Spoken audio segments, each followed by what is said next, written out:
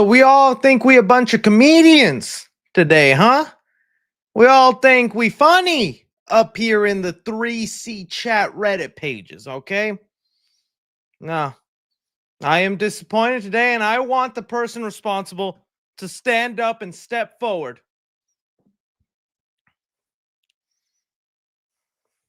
Who did this? Who created this? At what point did you say, Chris is going to enjoy that? Chris is going to be happy with that.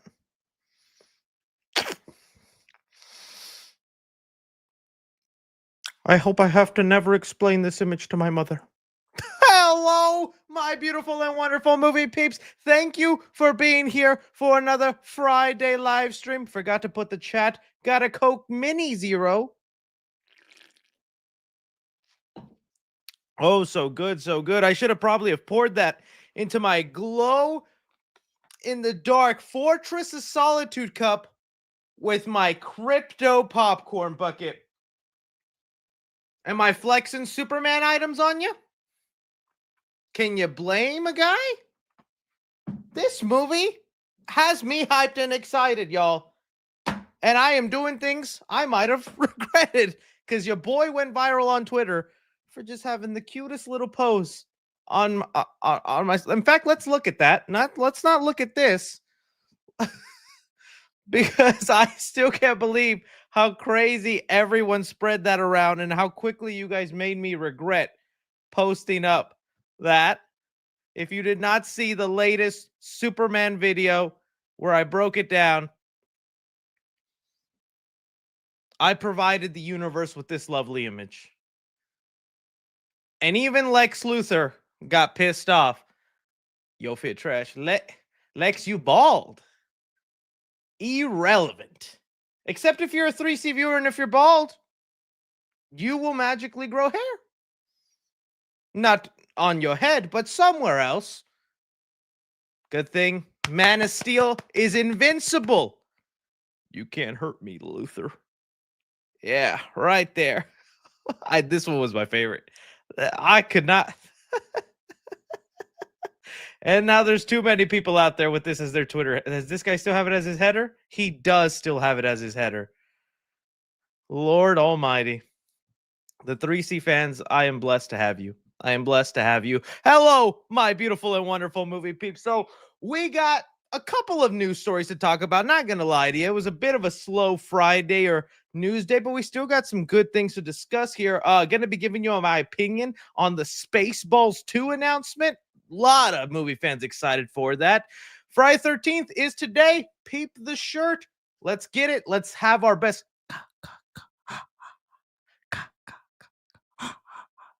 I believe that's the sound. I think that's the sound. Pretty close enough. You hear that? You know you're being murdered in the woods. We're going to talk about all the announcements that came with that because the Jason universe did provide us with some. Pixar was at the Animation Festival in Annecy and gave us a new look at, well, actually our first look at the villain in Toy Story 5 with some details on the villain, as well as a new Pixar movie where they're finally going to be changing the Pixar iconic art style. Ooh, how do we feel about that? There's also a Paramount announced another animated movie, and this is the title, I Eat Poop. That is a real movie coming to theaters near you. I Eat Poop. Wait till you hear what that one's about.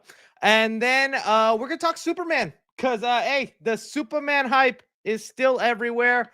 We're going to be talking about some of the records it's been breaking, some of the marketing that's been going around, and some of the annoying discourse amongst fans about what Superman is and isn't allowed to do from that new trailer. It's been kind of funny to see some people talking about all that. So, all right, let's begin, boys and girls. We're all here, and I hope you guys are just having a fantastic day.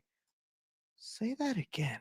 Didn't even mean to do that. And it just popped up. Okay, so what was first on the agenda? Spaceballs 2. All right. Okay. So you guys know, huge fan of parody movies, okay? Parody movies is kind of what I lived for in the early 2000s. And because I was born in 95, that was the era of parody movies I grew up with. Like literally kind of these ones that you're seeing right here, which from Scary Movie franchise, Not Another Teen Movie, absolutely love that one. Superhero movie. And then the horrible ones, I don't like Disaster Movie, if I'm being honest. Disaster Movie is probably the one, but I like things like Epic Movie, The Naked Gun, all that kind of stuff. It's a good time. But parody movies disappeared like the Avatar. When the world needed them most, they vanished, right? Because they became very cheap, very sloppy. They got so like the one that I thought was definitely like going overboard, and I'm like, these aren't even fun anymore. These are just kind of cringy. Was movies like Meet the Spartans. That's just where we weren't even being clever. We weren't even being funny. Ghost Rider shows up, Shrek shows up. They make fun of Britney Spears when she shaved her head bald. It was just like, what are we doing? These are embarrassing. Stop making them, right? So they took a break. They went away for a while, but there was always one parody movie that a lot of fans went crazy for called Spaceballs. Now, I'm going to reveal some information to you that will make you lose respect for me, but it's okay because I've done enough of that throughout the livelihood of my channel. And that news is I have never seen Spaceballs. Oh, I know. I, I know. I know. I have a good reason. And as a good reason, it's not that very good, but I have a reason. As you guys know, someone just said here, retire, Chris, retire, give it up. Said, what? No, you were the chosen one. You were supposed to bring parody movies back. Oh, shame. I know. I'm sorry. But there's a reason for that. You guys know here on the channel, I'm not a big Star Wars guy. I nothing against Star Wars. People think I hate it. I don't hate it. I never got into Star Wars the way other people have. I'm willing to always check out a new movie and give it a chance. And there's been Star Wars films I've enjoyed. But because growing up I wasn't into Star Wars, I could care less. I never had an interest to watch a parody movie that was mainly off Star Wars. Now, I know it's not the only thing they parody. I know there's like some alien references and other space movies in there as well. But just to kind of set you, Spaceballs is the kind of movie that is so iconic, that was so spread throughout geek culture, that even though I've never seen it, like sat down and watched it, I'm familiar with a lot of the jokes. I'm familiar with a lot of the funny moments because over the years, they've been put online and I've stopped and watched a few and I've clicked. I'm like, this is funny. I do need to sit down and watch it. So I will definitely make the time to see the movie. But even with me having not seen Spaceballs, I understand how big of a deal this is for multiple reasons. So for one, let's put up that amazing trailer that they put out that had me laughing. Okay, so it's nothing crazy, doesn't show much. But Mel Brooks, who is the director, I believe, of the original, and is 98, and this man has given us to us, gave us an epic Star Wars crawl that had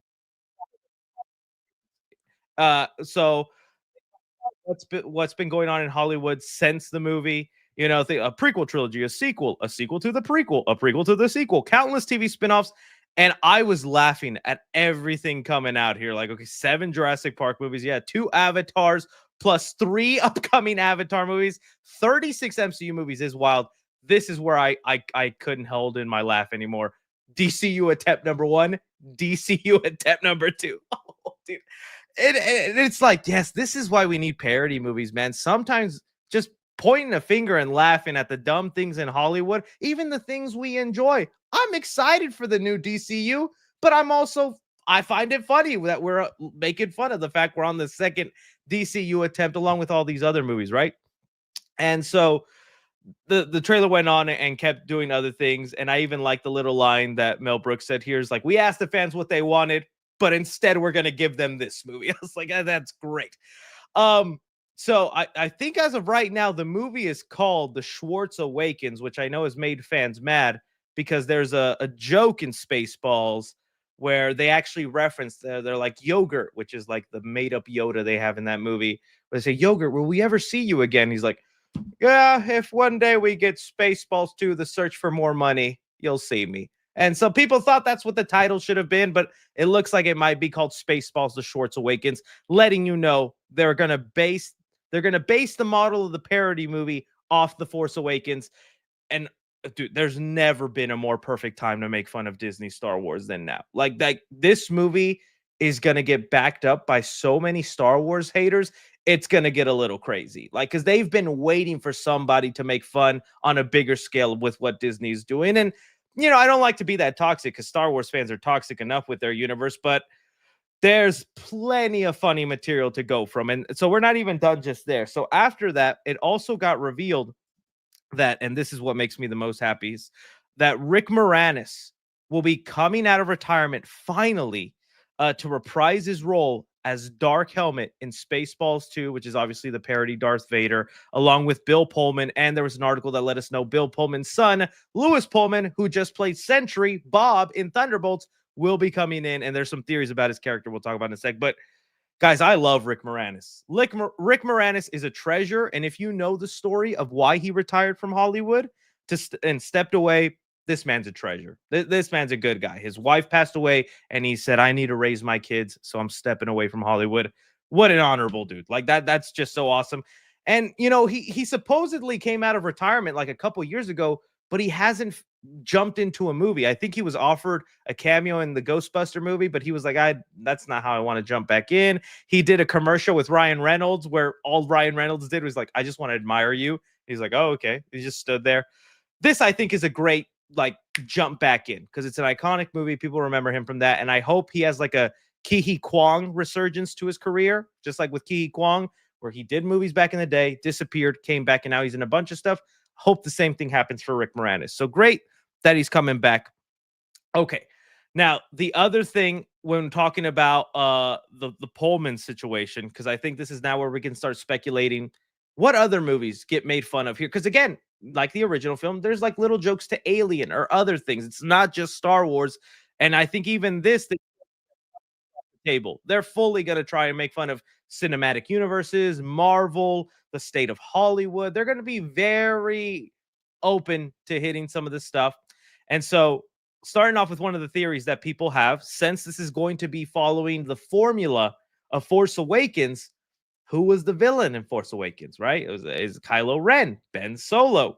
Who do we have stepping into this movie? Lewis Pullman, the son of sorry, I'm blanking on his name right now. Bill Pullman. I think that's what we got here.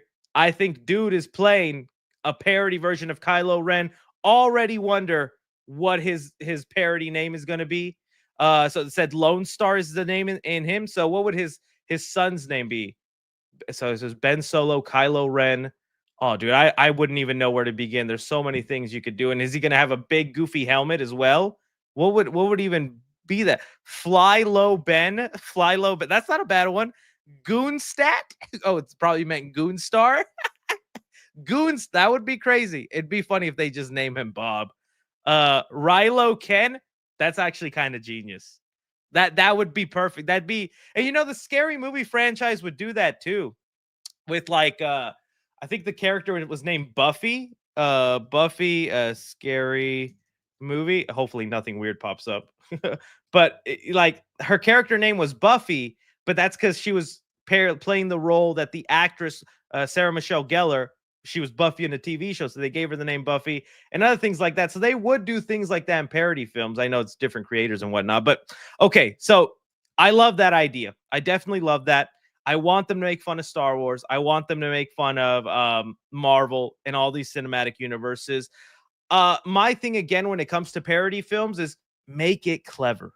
That's where you lose me if you don't add effort and clever. And we got the resurgence of parody movies, dude. It's coming strong because this year we got the one I'm looking forward to a lot, Naked Gun, the 2025, which, a side note on that for parody fans, Father's Day this Sunday, supposedly we're getting a new Naked Gun trailer this Sunday for Father's Day, because this is kind of like a movie your dad would probably enjoy. So excited to see what that trailer is. But we got the Naked Gun, and we got Marlon Wayans coming in with Scary Movie 6, and they're going to be making fun of something a lot in there. They joke that they might have Art the Clown. They're going to have all this other stuff. I hope they bring back the ghost face mask and all that. It's honestly a perfect time to be doing all this. I love this resurgence. My thing will just be if it's just not as funny anymore, or they just don't have clever jokes, or don't put in pop culture references. Don't throw in a Kanye West joke. Don't throw in a Diddy joke. As funny as you think it'll be, it will just date the movie so badly for me. Stick to making fun of Hollywood in their movie department and films and whatnot. That's what will keep it going for me. So, oh, that's a great one for the Kylo Ren name, Bend Over. That's a good one. Bend over. I might call it before me. Oh, dude, and the Danussi, dude, you know they're probably gonna make fun of the Danussi, and their Dune is what you call it, the basis of what Star Wars was based off. So they probably would make fun of Dude. I hope they have that sound that the sound I make every time I enter my Danussi.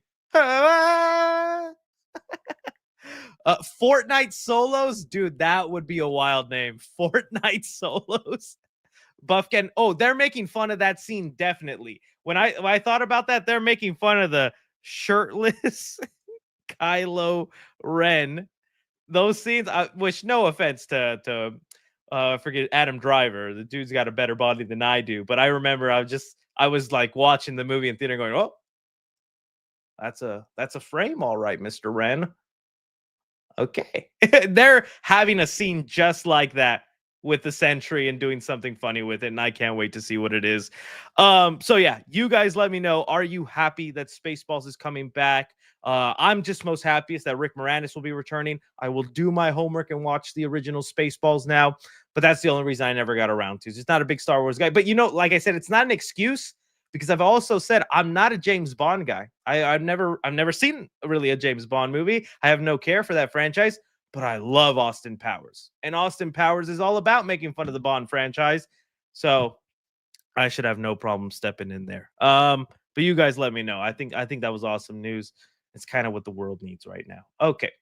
So talking about Friday the 13th. Now, happy Friday the 13th, my fellow friends. It is nice to have a Friday 13th. I guess that exists. I don't know if that's really how I should phrase it or whatnot, but hey, it's just kind of cool. And with Friday 13th being here, well, they were teasing that today we would get announcements for the Jason universe. Now, again, I always want to make this clear because people hear Jason universe and they think cinematic universe like Marvel and all that, when no, Jason universe is a brand, not a universe, not an interconnected thing. It's after the lawsuit and everything with Jason, this is how they are able to give us Jason content. So I guess we got to be grateful for it.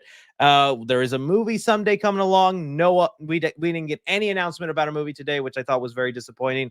But we did get updates about other things that might make some people excited. So starting off with the first thing that came off is we started the morning off with NECA, the toy brand I really enjoy. That's back in the day. That's what I had the little toys on my see, I could just go to old 3C film videos and show you. Back in the day, these are the little toys I have, which I still have and I still collect from time to time because I think they're really cool. They're partnering up with the Jason universe to bring to you really old. Let's go back. I just want to show them off because they were cool, but I had to stop doing it because every time I'd sit in that chair, I'd accidentally knock the desk, and all those toys would come falling down. Not even, dude, I've been through a lot of sets. That's kind of crazy, Chris. What? Make up your mind, 3C. Jeez. Let me see. I think by the time I started doing Chucky, no, not even by Chucky. This one, no. Whoa, I was still doing desk. Oh man, when did I get to the desk? I was on that set for a while. This what was supposed to take like 2 seconds to find has ended up taking a whole miracle. There we go.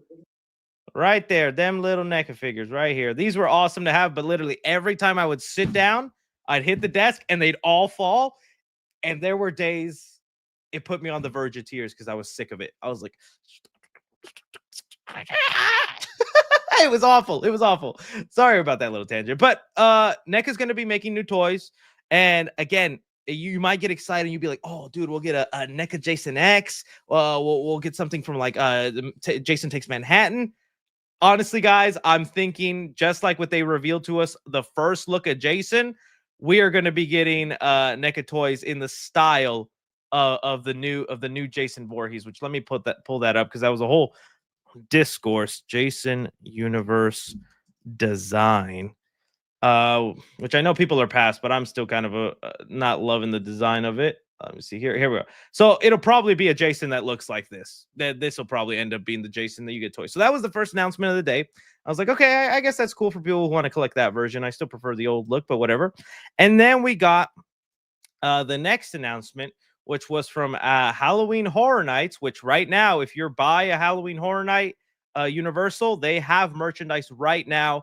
And this is exactly what I was telling you guys. See how they announced the whole Jason guy?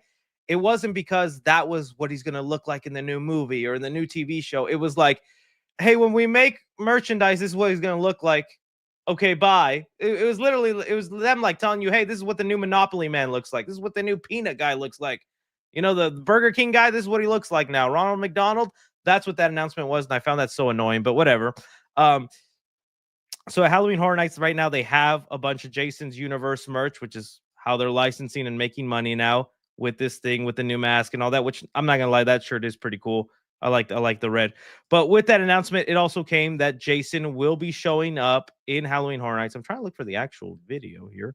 Halloween Horror Nights. I guess I gotta type it out. Halloween Horror. And that Jason will have his own maze, it sounds like.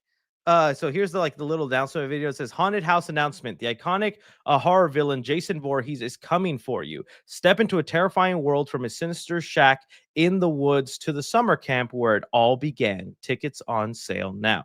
Which, okay, yeah, kind of cool that we're gonna get a Friday 13th. I don't know if there's ever been a Friday 13th house. You Halloween Horror Night fans are gonna have to let me know on that if this is that big of a deal or when the last time it was that Jason was there.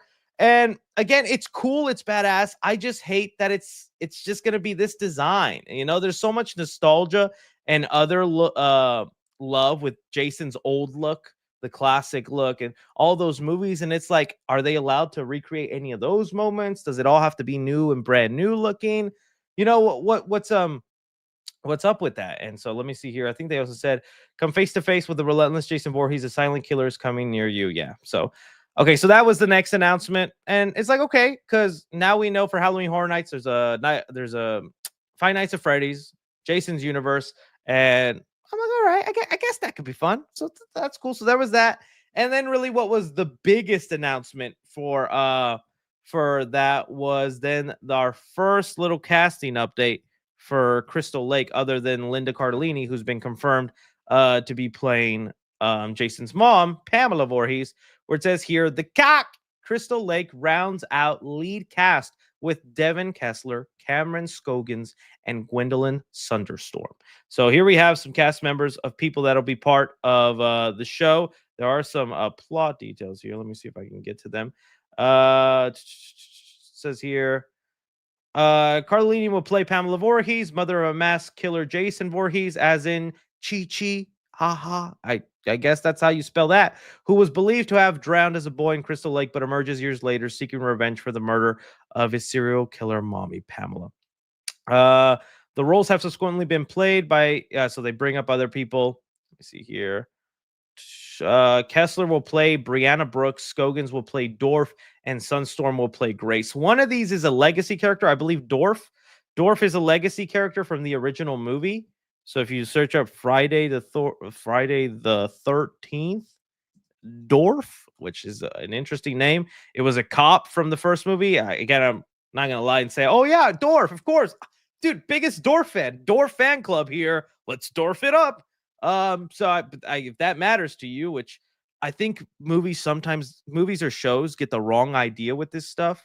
Yeah, like it was so apparent in the Texas Chainsaw Netflix movie where they're like, oh, as long as we bring in a legacy character, they're gonna love it. Because what was the legacy character? I forget her name. But the original final girl from the first movie, which no disrespect to her, she's cool and iconic, but she was no Laurie Strode. I mean, she was no Sharon Stone. Right? And so they brought her in, and then just to kill her, like all dumb and whatnot, just really quick off the screen. And it's like, hey, we did the Halloween 2018 thing of bringing in a legacy character. Don't you guys love this? And it wasn't. So it's like they're trying to, I guess, bring stuff in and make it connect and whatnot. So he'll be playing the sheriff of the town when things start happening. I'm still interested to see how this goes. I know people are not because they just want to see Jason, but I'm telling you, with the way they describe the show, as we eventually will get to Jason with the hockey mask and the machete. I think we just have to deal with 1 or 2 seasons of Pamela getting her revenge because it looks like they're going to spend each season recreating the different movies until we could get to season 10 and maybe Jason will be in space. Although I highly doubt it since most streaming shows don't make it past like 3 seasons. But there is hope. There is always hope, right? So honestly, kind of an underwhelming Friday 13th update day. I was really hoping for more. I wish there was more excitement for this, but the way they're treating it, it's more like a cash cow now, and it's hard to get excited to be like, "Hey, yay, you're making money off Jason again." It's like give us something we want. Don't treat him like he's Ronald McDonald of the Monopoly, man. Just we want the movie, we want a cool show. Please deliver on that. But again, I realize I may be sad and ungrateful because it's like it was either this or have nothing. And there's a ton of Jason fans that are happy he's going to have a house now in Halloween Horror Nights, that he's got this TV show and whatnot. So we'll see how it goes. You guys saw these announcements for Friday 13th, and Jason Voorhees. Like it? You underwhelmed by it? How do you feel about the whole Jason universe concept? I think everything. Let me know down below. That's how I ended off a clip there for you guys. You didn't see that, right? You're like, he's live right now. Is he ending the live? No, I'm not landing the live. I think ahead. Wolf of Wall Street, that's me with clips. Okay. Sell me this clip. I've done it. I've done it. All right, let's move on to the next couple things. Oh, one of my new favorite upcoming animated movies. Guys, you are not ready for this. Paramount just announced a new animated movie they have up and coming, because right now we have the Annecy Film Festival where they're doing a bunch of stuff, and they revealed a new animated film from the director of Transformers 1. So honestly, that should let you know ain't no plans anytime soon for Transformers 2, which is a real shame because that movie ended up turning out great and there was real potential for that trilogy. And I don't think we're going to get it now. But hey, never say never, right? Well, his next project is titled I Eat Poop. And here's your first look at it. I guess it's a book. It's based off a book. It's called I Eat Poop. If a dung beetle is the main character. And I love the title because I also eat poop. Oh, I've admitted it. No. Let's talk about what it is about. It says follows a dung beetle named Dougie, very creative, trying to hide who he is at a new school until mysterious disappearances reveal his uniqueness might be his greatest strength. I'm seeing over here that they have hidden some tweets, and I would not be surprised if people just tag photos of other people eating poop. I'm terrified to hit this hidden button, and I'm certainly not going to do it live, but I am going to do it on my own here. So let's brace yourself, Chris. Let's see what we got. Oh, okay. It was just an OnlyFan model, just promoting her OnlyFan. Hey, maybe she eats poop on the fan. I'd pay for that. I'd pay to check it out. Let's see how that goes. Okay. What a crazy title, and I kind of dig it. This is going to be great for marketing, I think, because come on, how many times will you see a movie called I Eat Poop that's an animated film meant for children? And when you read the synopsis and you get an idea of why it's called that way, it makes sense. It's a dung beetle. Dung beetles eat poop. And so they're anthropomorphizing an animal, putting it in high school setting, well, I said animal, it's an insect, right? Chris, come on, get with it. So he's probably goes to school with a spider, with a praying mantis, with I don't know, crickets, and all of them probably eat normal stuff like leaves, other insects, which is probably a nightmare for that school.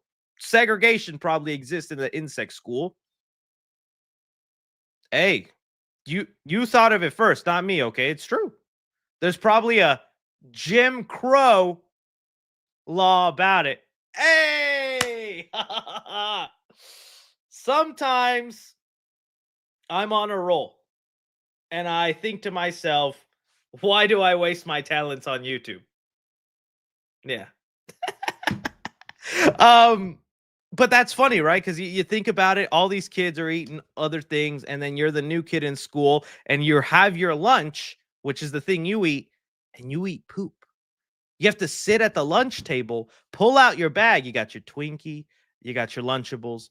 Oh, and you got your healthy serving size of poop. One, where are you getting the poop? Is it your own poop? Are you allowed as a dung beetle to eat your own poop? Or is even that too nasty? Are you going to the bathroom with all the other students and going, hey, don't flush that? I kind of would like a little nibble. You know? That's it. But it honestly makes for a great analogy as an outsider kid. I mean, I think back to like in my early days before I got on free lunch, because that's right, I was a free lunch kid. Thank you, school system and whatnot. I actually really appreciate that because before that, I was the kid who had to bring pozole, his tacos, which I know now I should be really grateful because those are like amazing meals that I crave now. But as a kid, you'd see all the other kids with Lunchables and ham sandwiches, and you're over here con the taco and salsa. Be like, yeah, it's my mom. It's leftover. We had a carne asada. Leave me alone. So I mean, there's probably some relatability there, and you also think about other cultures with the outside food and whatnot. Whether you come from Asian descent, Indian descent, and whatnot, there's something great there, and I think that's actually really cool that they found a way to storify it, comparing my meal of pozole with eating poop at the lunch table. Paramount, you've done it again, and you will flop and pay for what you did for Transformers 1. Yeah. Okay. I don't know. I just thought this was an awesome idea for a movie. I'm actually going to be checking it out. And I just think it's hilarious to get a movie titled I Eat Poop. Let's see if they change their mind because this sounds so early in development. It could change. It could, after this comes back, it could be Dougie Eats Poop. Dougie into poop. Dougie Doug's poo. There's so many ideas there, guys. So many ideas. I think I smurfed my pants. Oh lordy. What does it say? I the Spanish version, I eat pozole. Good stuff. Good stuff. Okay. So there was that announced there, and that should be a lot of fun. I think that could be interesting. Next up, let's go with Pixar. So let's talk about the new Pixar movie, then we'll get into the first look of the villain in Toy Story 5. So Pixar was also a part of the Annecy Film Festival, and they announced their next movie. Here's some concept art, but it is also going to give you an idea of the new art style change. You know, Pixar has a very iconic look. Let's see, Pixar style, which hopefully doesn't pull up AI images because I do hate that. But Pixar has a very iconic look where it's recognizable. These are Pixar faces, right? The eyes, the noses, the shape of them. This is Pixar style, and I love it. It's grown with me. It's been nice, but I think now they want to extend themselves, and they're seeing maybe that this style has limitations, and they want to do other things with it. And so, for the first time ever, with this movie called Gatto, we have it here. First look at Gatto, a new Pixar film from Luca director Enrico Casarosa, follows a black cat in Venice with a love of music who is shunned by locals due to superstitions. New hand painted style of animation in theaters summer of 2027. That's kind of cool. I like that title. Gato means cat in Spanish. Yeah, see, I'm your translator. Put in anything in the chat, I'll translate it in Spanish for you. Gato, cat. Boom. There you go. You're welcome, right? And I've already seen the comments and the people like bashing this because Flow obviously just won the best animated film, which I still stand and should have gone to Wild Robot, although I like Flow and it was a nice movie. Wild Robot was peak and they were robbed. But anyways, this story is nothing like Flow. The only thing that they have in common is two black cats. Gato, black. El Gato, black. There's black cat for you. You're welcome. So I love this idea. It's a cat. He loves music. It's probably going around the city, jamming and whatnot. But anytime he gets close to a local, they hiss it away. They hit it away, all this stuff. Because, yeah, it's a superstition. If a black cat walks by you or is around you, you could get bad luck. And that's surprisingly never really been explored in animated form. And I think that's actually a great idea for a story. And I know there's a lot of cat lovers out there, so that's going to obviously go crazy for them. Sounds like a good idea. And it also shows you how many original movies Pixar has up and coming, right? Because we have this year, which in a month or two, I think I see the movie next week for me. We have Elio, which and I can't even fight either. There's a lot of people that's like, this doesn't look interesting to me. And I hope the movie is good. But it's also like, well, then don't be complaining when Pixar busts out Toy Story 5 when you're saying things like their original movie, Elio, don't look interesting. I want an original movie, but not like that.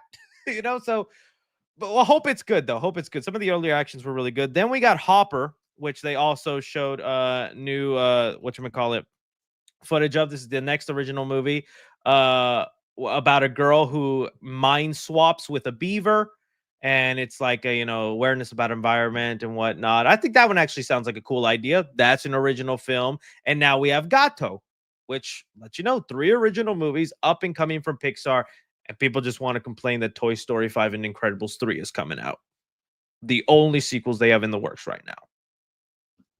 Complain whenever we get Wall-E 2. But I'm not going to complain because I want Wall-E 2. Wall-E dos. There's some more Spanish for you. Yeah, so I like the idea. We'll see if this ends up good, and it's even cool that they're changing their animation style to this hand-painted look. It'll probably maybe even be something like with Elemental, where it was like a new style, right? Because they had like a watery guy, but it's still all shapes and forms looks like the Pixar style. So it'll probably just be watercolor, but all still in the shape and style of the Pixar look. So, but it's kind of cool that they're mixing it up. I'm interested in Gatto. Sounds like an interesting story. You guys let me know what you thought about that. Okay, but now getting on to Toy Story 5. Okay, so we all know Toy Story 5 is up and coming. I know people want to complain and get angry about it, but I'm actually very curious what they're going to do with it, especially since we got this concept art image. I think it's been a year now at D23 where they let us know the villain or the main theme of this movie is iPads, specifically iPad kids. Okay, let's hope she's watching some 3C in there. Bonnie, come on, let's do it, Bonnie. And I've been like, okay, that could be interesting. This could easily go cliche and turn into like your grandpa going, kids today, and your tablets and technology. Go outside and toss a ball, Bonnie. It could easily go preachy and so cliche. But you also got to admit, this is a subject we can't ignore. Kids do not buy toys nowadays. And if they do, it's like when they're 2 or 3, and as soon as they get into gripping age, they have a tablet. I can't tell you how many IHOPs I've been to, and little 2-year-old Tommy over there is playing Subway Surfer. And I'm like, he's cooked. He's cooked, but he's a future 3C fan. And I'm going to fry that brain even more. So keep handing them kids them iPads, right? Well, they finally gave us a better look of the villain, and I'm kind of surprised with the direction they went with. Okay, so here we have more concept art. I can't believe how many times I have to say this. I made a TikTok of this and showing the first look, and all the comments are about, I hate the new art style. Why'd they change the art style? I didn't know I had to explain what concept art image is, but the animation style will remain the same. This is concept art of Toy Story 5. And what we have here is the villain of the movie that is going to be named Lilypad, which I'm guessing is just like leapfrog devices, which I was never able to get, but apparently a lot of you cool kids got one as a kid, which were like these kind of early tablets for kids and learning devices. I think they still make them, but I think most parents just go straight to giving a kid an iPad now. It's like, we're not going to prepare you for this. Just take this. Take it. And it's supposed to be like a learning device, right? It's like appetizing you to get ready for an iPad. But I wasn't expecting the tablet to have a face, to have a mouth, and to actually be interactive in the movie. And even more so that it looks really happy in here. But this is the villain of the film. And let me see if I can pull up the toy store, because there was some details about it. I want to be able to read it for you guys. Okay, so here we have, it says, the tablet will have a different perspective on what's best for Bonnie than the toys do. So it wants to obviously play with Bonnie. It wants to interact with Bonnie just like the toys do. They get very sad when they don't get played with and are just collecting dust. But the way the toys want to play with Bonnie and the way the tablet wants to play with Bonnie is very different. and it is obviously going to be damaging to Bonnie's development. And I think that'll be the main commentary of the movie, because again, I'm wondering how they end this film. And yes, they also did show the first 2 minutes of Toy Story 5 with some evil Buzz Lightyears. I see you guys in the chat mention it. I will get to that in a second. We'll read the description of the 2 minutes. But sticking on this for a second, how do you end this story? Because it's very easy that you just say tablets bad, don't give them to a kid. They should play with toys. But is that realistic? Is that honestly how you could? Is that on? It's not being realistic, because as much as I agree with that, and I think there's still, it's like a kid's never gonna touch an iPad. He's just gonna fully ward off technology and become an Amish. No, that's not what happens. So I'm very curious to how Toy Story is gonna handle that message and what the solution of it is, because also this tablet don't look like it can walk on its own unless it's going to do the thing where it just bounces back and forth. I'm like, why don't these toys just grab it, throw it in a tub, and put some water and go? Nobody saw that we just murdered the tablet. Okay, let's all never talk about it. And then we get I Know What You Did Last Summer toy style. That would be awesome. That would be my pitch. Pixar, let's do it. But that's what I think. Is it going to be a situation where they have to like teach the tablets, like, hey, maybe you shouldn't be giving Bonnie brain rot because now she's screaming, she's crying, she's got a short attention span.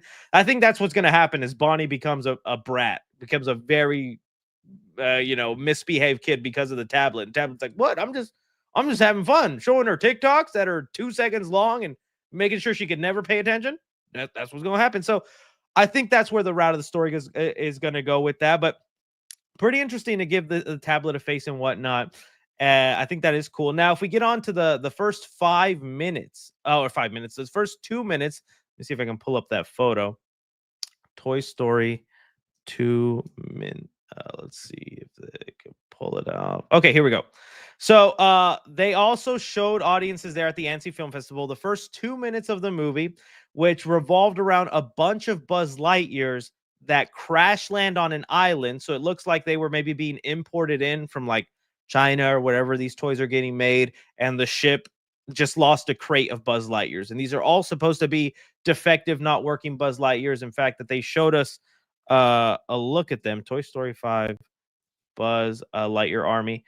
They showed us a look of them. They're all going to have like red lights on them. They're not working right, and they're supposed to be like a secondary villain of the movie. It honestly feels very out of place. I don't know how this fits in to the iPad bad story, but that is kind of a cool idea, right? It's just like an army of Buzz Lightyears. They're stranded on an island, no humans around, and they're supposedly trying to build a raft so that they can escape. Now, I do think there was let me see here. Whatchamacallit? Let me see if I can find, there's a description of the footage. And that way it says here to create a raft to get back to Star Command. Let me see if I can find the actual. Okay, maybe it's right here. Okay, so here we go. Toy Story 5 opens with a shipment of Buzz Lightyear toys crashing on a stormy, deserted island. The scene begins with eyes opening to thunder and rain as waves wash packaged Buzz Lightyear figures ashore, each labeled High Tech Edition. Oh, so these are like advanced Buzz Lightyears. As the storm clears, dozens of Buzz toys rise and march through the forest in formation. Reaching a cliffside, they realize they are stranded. Night falls. The Buzz toys gather on the beach, staring up at the stars. One mummers, "Star." Another replies, "Command." And soon the group begin to chant, why can't I read? Rendezvous with Star Rendezvous. Oh, rendezvous with Star Command. The renewed purpose, they construct a raft and set sail under the night sky as they drift into the distance, the stars above subsequently forming Toy Story 5 logo. Okay. I hope we have a Wilson on there. Wilson! But as fun as that sounds and as cool as that is, as like the opening of Toy Story 5, because it looks like this is how the movie is going to begin, I'm so curious how an army of defective Buzz Lightyears escaping an island then connects to a story of Bonnie having a tablet and then needing to not be an iPad kid. I'm like, how does that merge together? Where does that go? And what happens when these toys get to a land? Like, do they all start acting like toys again? Are they going to interact with humans? Because You get cancer, Andy, if you reveal yourself to a human. You have cancer, Andy. You're dying. I don't know. Sounds interesting. Sounds cool. Bro can't read and expose. Leave me alone. I can read. I've never come across the word rendezvous in written form. And that tripped me up. Okay. Think about the first time you came across the word Riz or Giat. How did you read those words? Rise? Giat? Huh. I am the Shakespeare of my time, and we take a minute to process these words. Okay. um, someone said you can read. Oh, thank you, thank you. Chris is illiterate, confirmed. Grade one literate L reader. I hate all of you. I hate all of you. Okay, so that's what's happening with Toy Story 5. Those are the first looks of it, along with the opening sequence. What do you guys think of it? How do you think it'll all work? And are you excited? I think the main thing I always get whenever we talk about Toy Story 5 is they should have ended it with 3. Really, Einstein? Really? It's good thought. Good thought. All right. Let's move on now to talk about some Superman. Oh, it's been such a glorious couple days with Superman. There's been a lot of interesting things going on. What we're going to be discussing here is the breaking records, some of the promotion that's been going on with it. They finally fully revealed all the popcorn buckets. We'll take a look at that. And also, some people have been complaining about a specific scene in the trailer. And I get it. We're annoyed when people complain, but I think it's a fun conversation to have. And maybe there's like some nuance we can have with it. So don't just roll your eyes. Try and get with it, man. That's the whole point of movies, is to discuss. You can be annoyed, but try and discuss too, right? All right. So let's start off with this beautiful photo of me as Superman laying down. That's how excited I am for the movie. Let's go with the records that it's broken. So right now, Superman has broken the record that Fantastic Four just set the other week when the Fantastic Four tickets went on sale. Where let's see, tickets sale. Let's hope it pops up. Ticket sale. It's not gonna pop. Ticket sale. It's gonna pop up. It's just Superman is taking flight. Fandango is reportedly crashing as per Prime. Those were the early fan screenings, but they also for, I guess, is it most tickets sold? Most. I'm trying to hit the keyword so that it pops up what I'm trying to look for, but it ain't popping. Okay, update. Tickets for Superman moved to go on sale June 11th. No, light up the whole world. There we go. Fandango says Superman has sold more tickets in its first day than any other movie in 2025. And you have to also remember, these sales are not even counting the Amazon Prime screenings. Those are separate. So Amazon Prime screenings have become the biggest first day pre-sales. Those are the pre-sales, outselling all other movies in general, first day ticket sales. So they've also confirmed that's even outside of that. And I'm even wondering if the early ticket sales for the fan screenings will affect how big of a splash the actual Friday will hit. You know what I mean? Because I think you're the diehard fan. You've been waiting for this movie. You're buying for the early fan screening. You're getting that Amazon Prime membership for 1 month just to get to that early Superman screen. I'm sure a ton of fans did that. I think that's a good chunk of people that will take away at least 20, 30 million. Maybe I'm exaggerating. At least 20 million from that first day. So if we were going to have like $100 million day opening, that's become 80 million now because people went to the Prime screening over the first day. I know I'm going to go both probably. But that's been awesome to see, and it's broken the Fantastic Four. Now, we still have to keep in mind the Flash was also tracking really well, had big sales, and even on the opposite end of that, Minecraft was not tracking well pre-sales. And then when the movie came out, everybody just decided to go see it. So this sometimes means something. This sometimes means nothing. To me, it's at least a strong sign that there is excitement for this and people are looking forward to the movie. So I like that.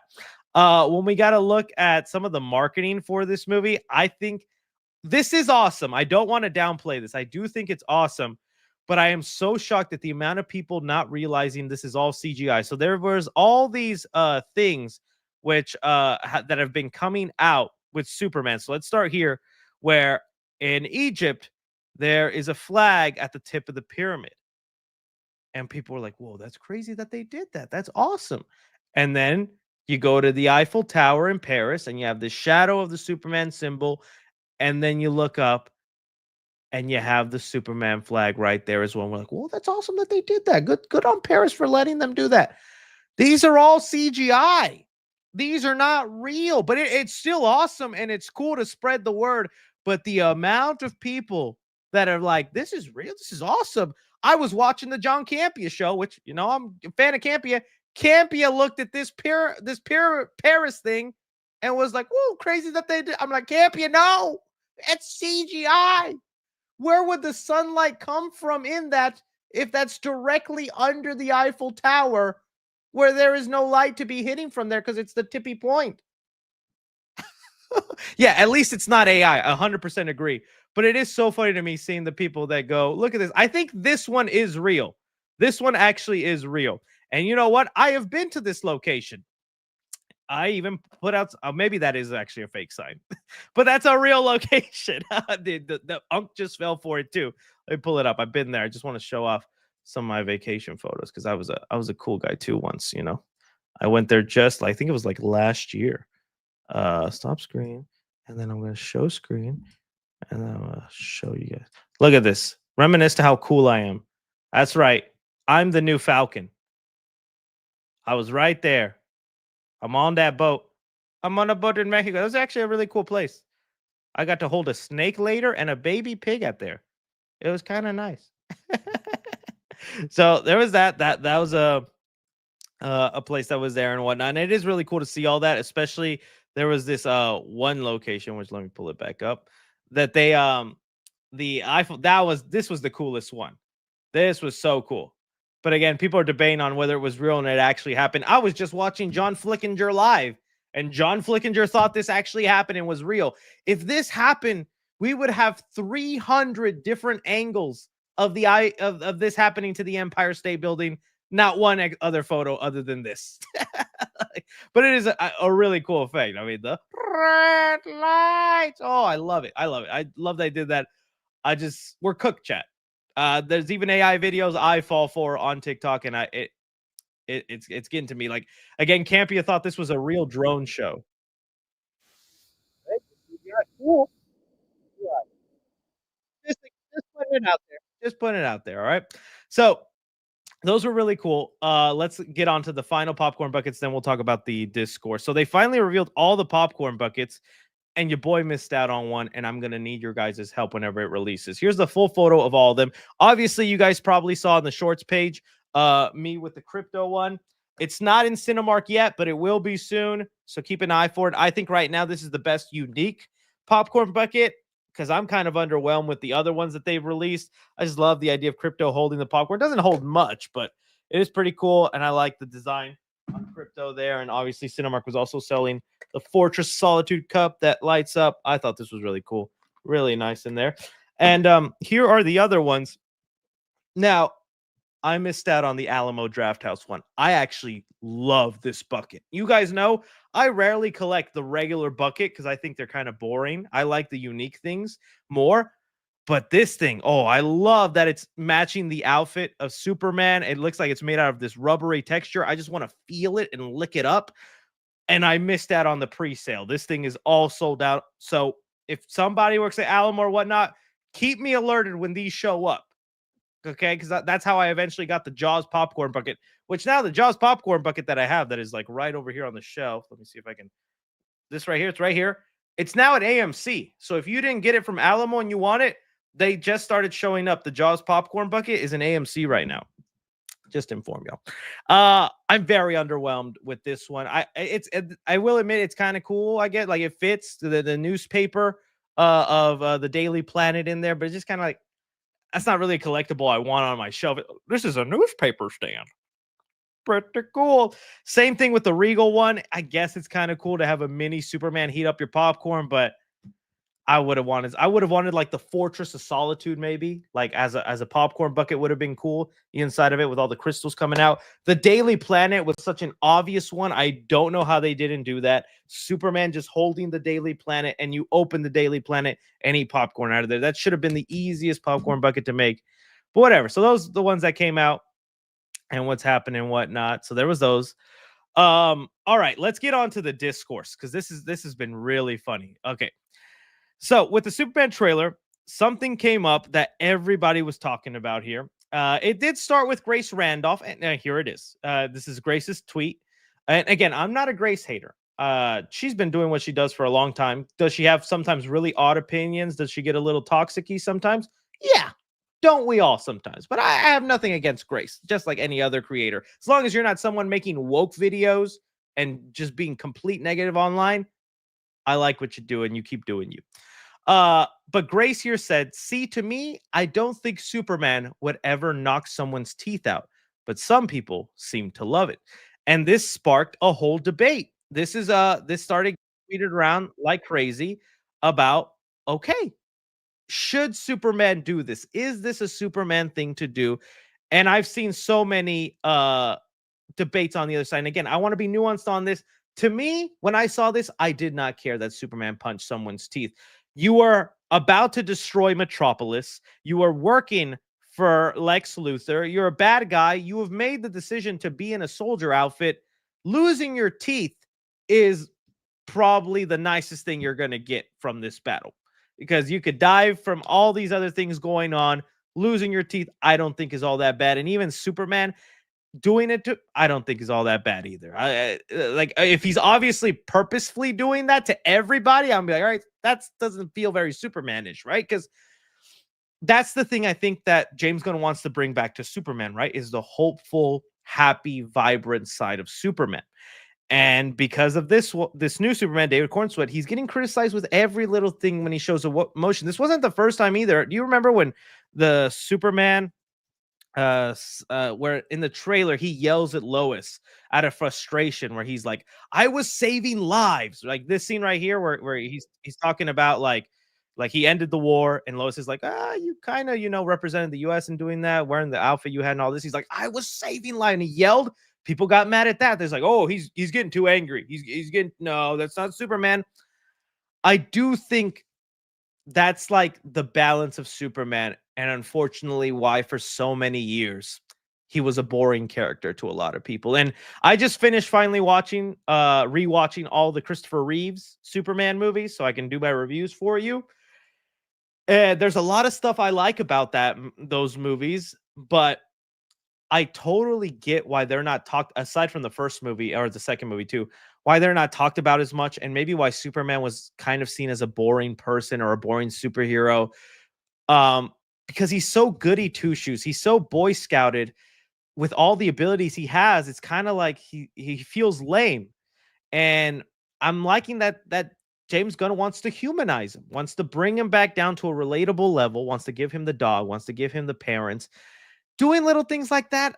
If we keep criticizing Superman over the littlest things like this, like he punched someone's teeth or he yelled at Lois a little too loud, we're never going to have Superman have that room to grow to be a badass. Now, I definitely think there's moments where we overpush it, and I definitely will talk about it more in length, but like in Man of Steel, right, when he destroys that guy's truck.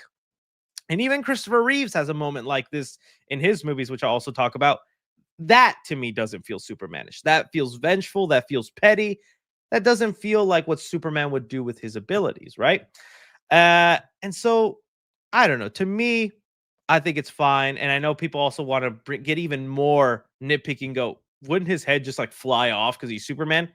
He can control his punches. He controls power. And in fact, you could argue he's still maybe so new at the job, he hasn't perfected the amount of power. And also, if you see right before this clip, Crypto actually removes the helmet. So maybe he thought, like right there, Crypto is biting the helmet and he's about to rip the helmet off, which honestly, we should be kind of pointing the finger at Crypto. Crypto right there might have trying to be beheading somebody. This dog thought that was the dude's real head, and he's like, oh, there was a helmet. Okay, that's good. Crypto is the real murderer in this conversation. We need to deal with that dog ASAP. Get him to a vet and use. I'm sorry. Them the rules, and we must follow them. Someone said, put him down.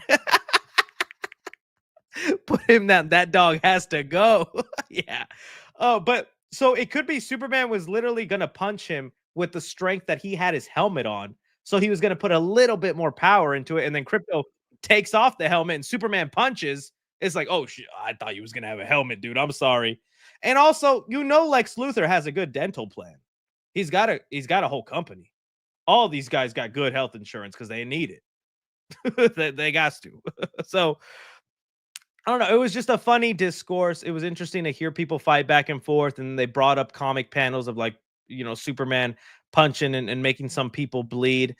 Uh, it all depends, and it could work. I think when Superman gets a little brutal and vengeful, it should be used for something dramatic. It should be used for when he's like he wants to incinerate you, destroy you, but he has to hold back because of who he is, right? So I don't know. That was just an interesting conversation I thought was out there. A lot of funny stuff going on in the Superman world. It's just Corn Sweat is going to get nitpicked to heck until his movie comes out. And if it's good, which I'm hoping it is, and people love him, it'll be just like Robert Pattinson Batman. Robert Pattinson Batman was dealing with all this same amount of hate, all this nitpicking, all these little things. Movie was amazing. Robert Pattinson was amazing. Where are all those complaints now? Nowhere. People are just begging for the second movie. Hopefully that same thing happens with David Corn Sweat. But you guys let me know. You guys let me know. All right. That was the final topic. So now I guess we could do a small amount of Reddit as long as it doesn't get too cringy. And then we go into your viewer submitted questions. Is this the Spanish version? Oh yeah, I've seen this one. It's funny. Come here, you dirty. What is even all this? Who am I supposed to be? Why is my hair black and long? And what is even this? Oh, that's my buns, I guess. I don't know. When you accidentally hit your little brother, but your dad came nowhere with his belt. I definitely had those moments growing up where I took it too far with my stepbrother and I hit him, and then I got to whooping. I remember one time I had a piece of gum and he was crying. I was like, I'll give you a gum if you stop crying. Didn't work. Did not work. So if you want to bully your little brother, make sure he doesn't tell mom. Get a better bargaining chip than a piece of gum. Because a 7-year-old me thought that would work and it didn't. It didn't. Okay, 10 tickets. This is the Superman movie I want. Well, hello. Look up, ladies and gentlemen. What is drunk 3C? I hate the taste of beer. I'm not a beer guy. I don't get it. I don't like it. But I'm glad some people do. They selling the milk bag is back. Yay. Chris, is it you? Oh, is that supposed to look like me? Are you saying my face is cracked? Bro got ordered milk bag already. Oh my god. Let me just go to the hot. What are some of these, man? Any theories onto why the red eyes around his face? I really do think it's going to be when his heat vision is overloaded or used too much, he has that effect. Now, I've also seen some people argue that they don't like it. They think it's corny. I like it for this movie in this instance, but I will admit if every time Superman uses the heat vision in the future, whether sequels, Justice League, or other films, it will be annoying that his eyes always have to turn red. It could be a good indicator when he overuses it. So, like in other movies, he could use it, eyes don't go red. But is there a situation where he does it so much it comes back? I'll be okay with that. But as much as I like it for now, I hope it doesn't happen every time he uses his eyes. But there could be other things. I've seen people theorize that maybe Luthor makes some like kryptonite powder, throws it at his face like a mace type of situation. That could be it. I don't know. We'll see. I've seen that detail before. Nightmare on Elm Street and Karate Kid. I'm still can't believe this is a thing. Come kiss me on my hot mouth. I'm feeling romantic. It's a Mr. Beast video. Surviving a real prison for 24 hours. I wouldn't even survive 1 hour, buddy. Would not even survive one. I made a Norbit parody poster, 3C Films. How are you doing? What you talking about, Norbit? I am 285 pounds. Thank you. Is that a good Norbit? I didn't like Norbit as a kid, but the more I've seen memes and whatnot, I kind of want to rewatch Norbit. I I think it's what's this? Turkey ass. And they had a propped up turkey butt. I don't know why I didn't like Norbit as a kid. It's actually a very funny movie, man. That was good. Of course, always got to throw in him. Oh, what did he say? Oh, just me saying I eat poop.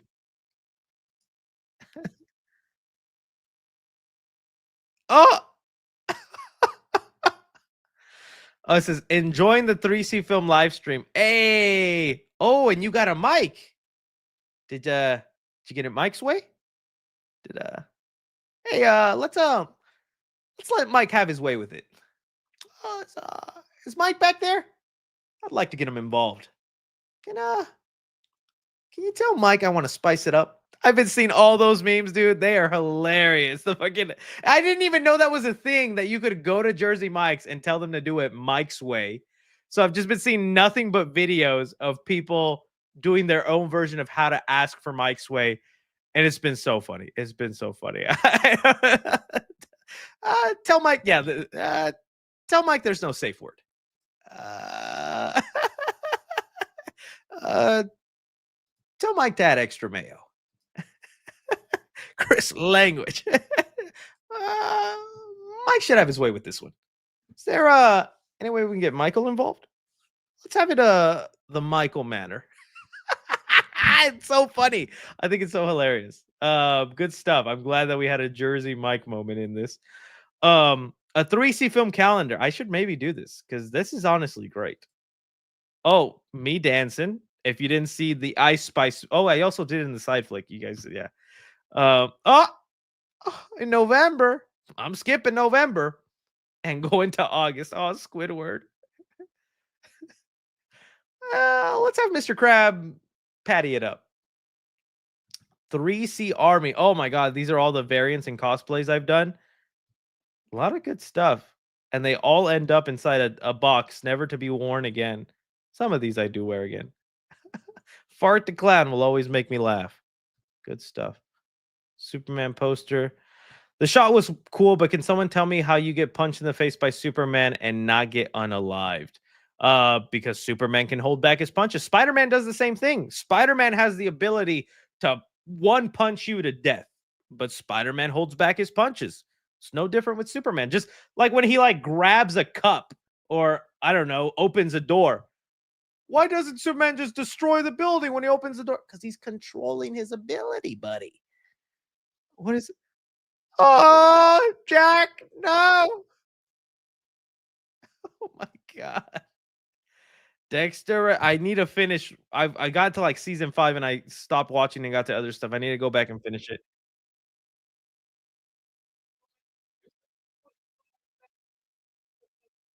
Oh my lord. Good stuff. Oh, this majestic horse.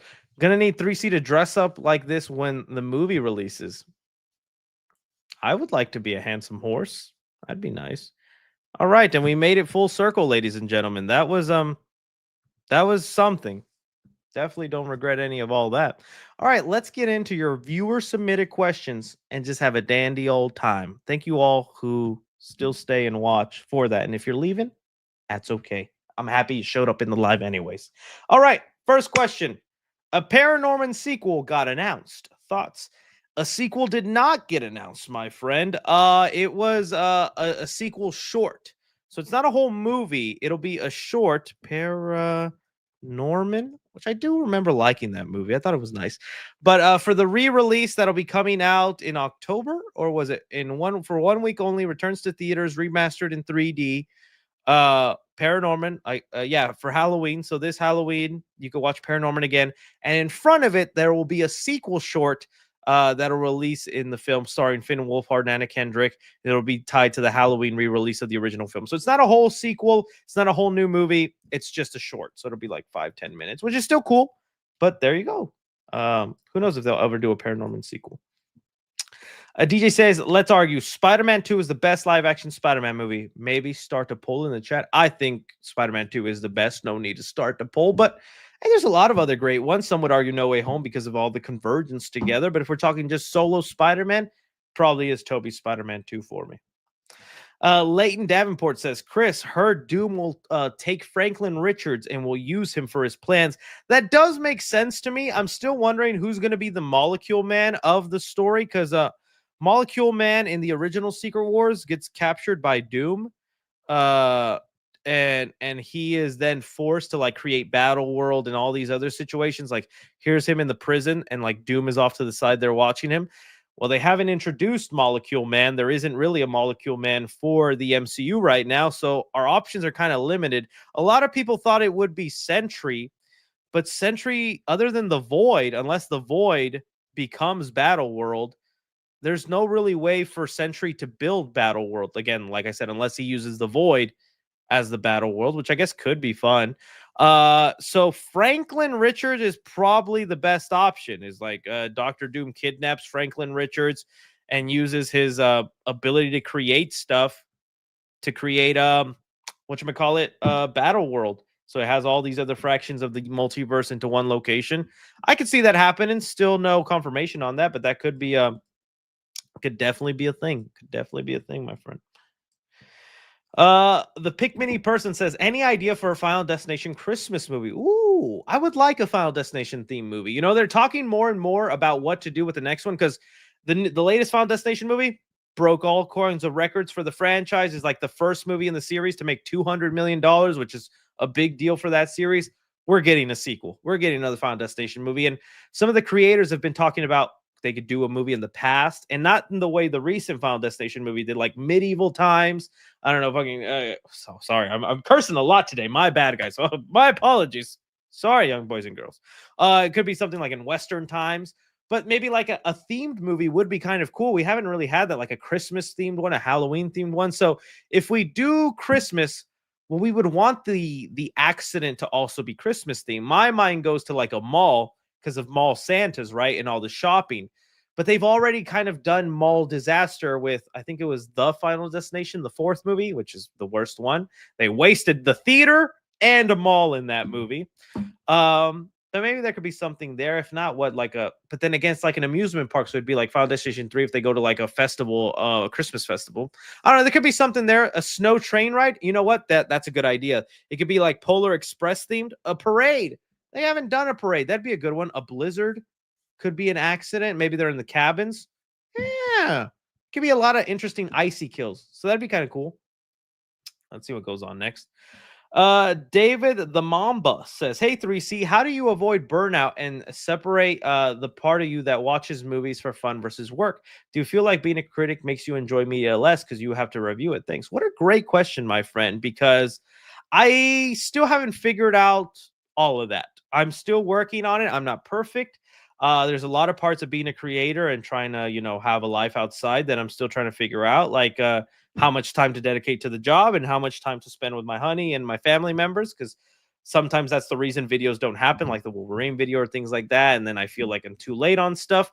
Burnout, I've kind of gotten better. I will admit the first couple of years, once the channel took off and I had an actual fan base finally there, and I was making money to where this became my full-time job. So like in 2019, 2020, burnout was terrible because I was too anxious and afraid to like step back from making videos. Around that time, you might see like I was literally making a video a day because I was so afraid to lose my audience. I was so afraid that if I don't post a video in one day, y'all are gone. Y'all are leaving me. You moved on and you chose another YouTuber.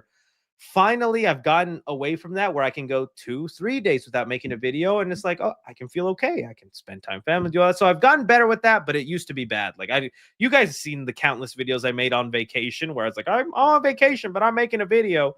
My honey says she was fine with that, but I'm sure deep down she didn't love that I would do that on vacation. So I try to be better with that. As far as the part where you said, like as a critic, that is also something I still struggle with. Because there's sometimes like at the end of the day, I have nothing to do. I want to watch a movie, but it's like, oh, I have to watch something for the channel, or I have to watch something that'll benefit me for something coming up. Instead of like, hey, I never got to see this movie from 2005. Let me just pop it on. It's like, oh, how is this going to benefit my channel right now? I'm still working through that and figuring it out. So I haven't exactly gotten to the point where I watch things for pleasure. I watch things now if it's related to work, which I need to get better at because I don't want to grow resentment for the media I love, movies and TV shows. I want to enjoy the stuff I watch. I don't want to just feel like it's homework. So I'm still figuring it out is my answer. But I think I am getting better at it. I love Wolf Creek. Someone just said Jason Temple watch Wolf Creek. I love Wolf Creek. I like that movie. I haven't seen the newest one. Didn't they make like a new one recently? I haven't seen the newest one, but I have watched the Wolf Creek movies. Those are good. Super Sid said, I saw the Superman shirt you were wearing in one of your videos and ordered me and my wife merchandise from the movie. It already got our tickets also. Yeah, I like I did like the blue shirt with the Superman symbol, but sometimes the blue was a little too bright. I like the black. If you look at my closet, it's like a whole chunk of just black clothes. I need to add more color into my variety. But yeah, those Superman shirts are cool. I Love Movie says, OMG, the final reckoning was so good. Me and my mom loved it. Gonna be thinking about the sub and plane scene for a while now. 9 out of freaking 10. Yeah, the sequences in that and the later half of Final Reckoning was great. I just hate the first hour and 40 minutes that like is a kind of a slog or feels so out of place for the Mission Impossible franchise. Who knows if Tom Cruise will come back? He says he wants to, but we'll see if it happens, right? RCG says Backrooms movie has been greenlit, which I saw that. A24, Renee Renvis and Chiwetel Ejiofor will star. Filming begins this summer. What are your thoughts? Yeah, I've been talking about it for a while. There is a video on the Clips channel. So it looks like Chiwetel Ejiofor did get cast, and not the girl. Was it Christine Rotani? I forget her name, but she was in the Penguin show and was the mother in How I Met Your Mother. Spoilers, but that's not even like that's a rule. They've done worse in that.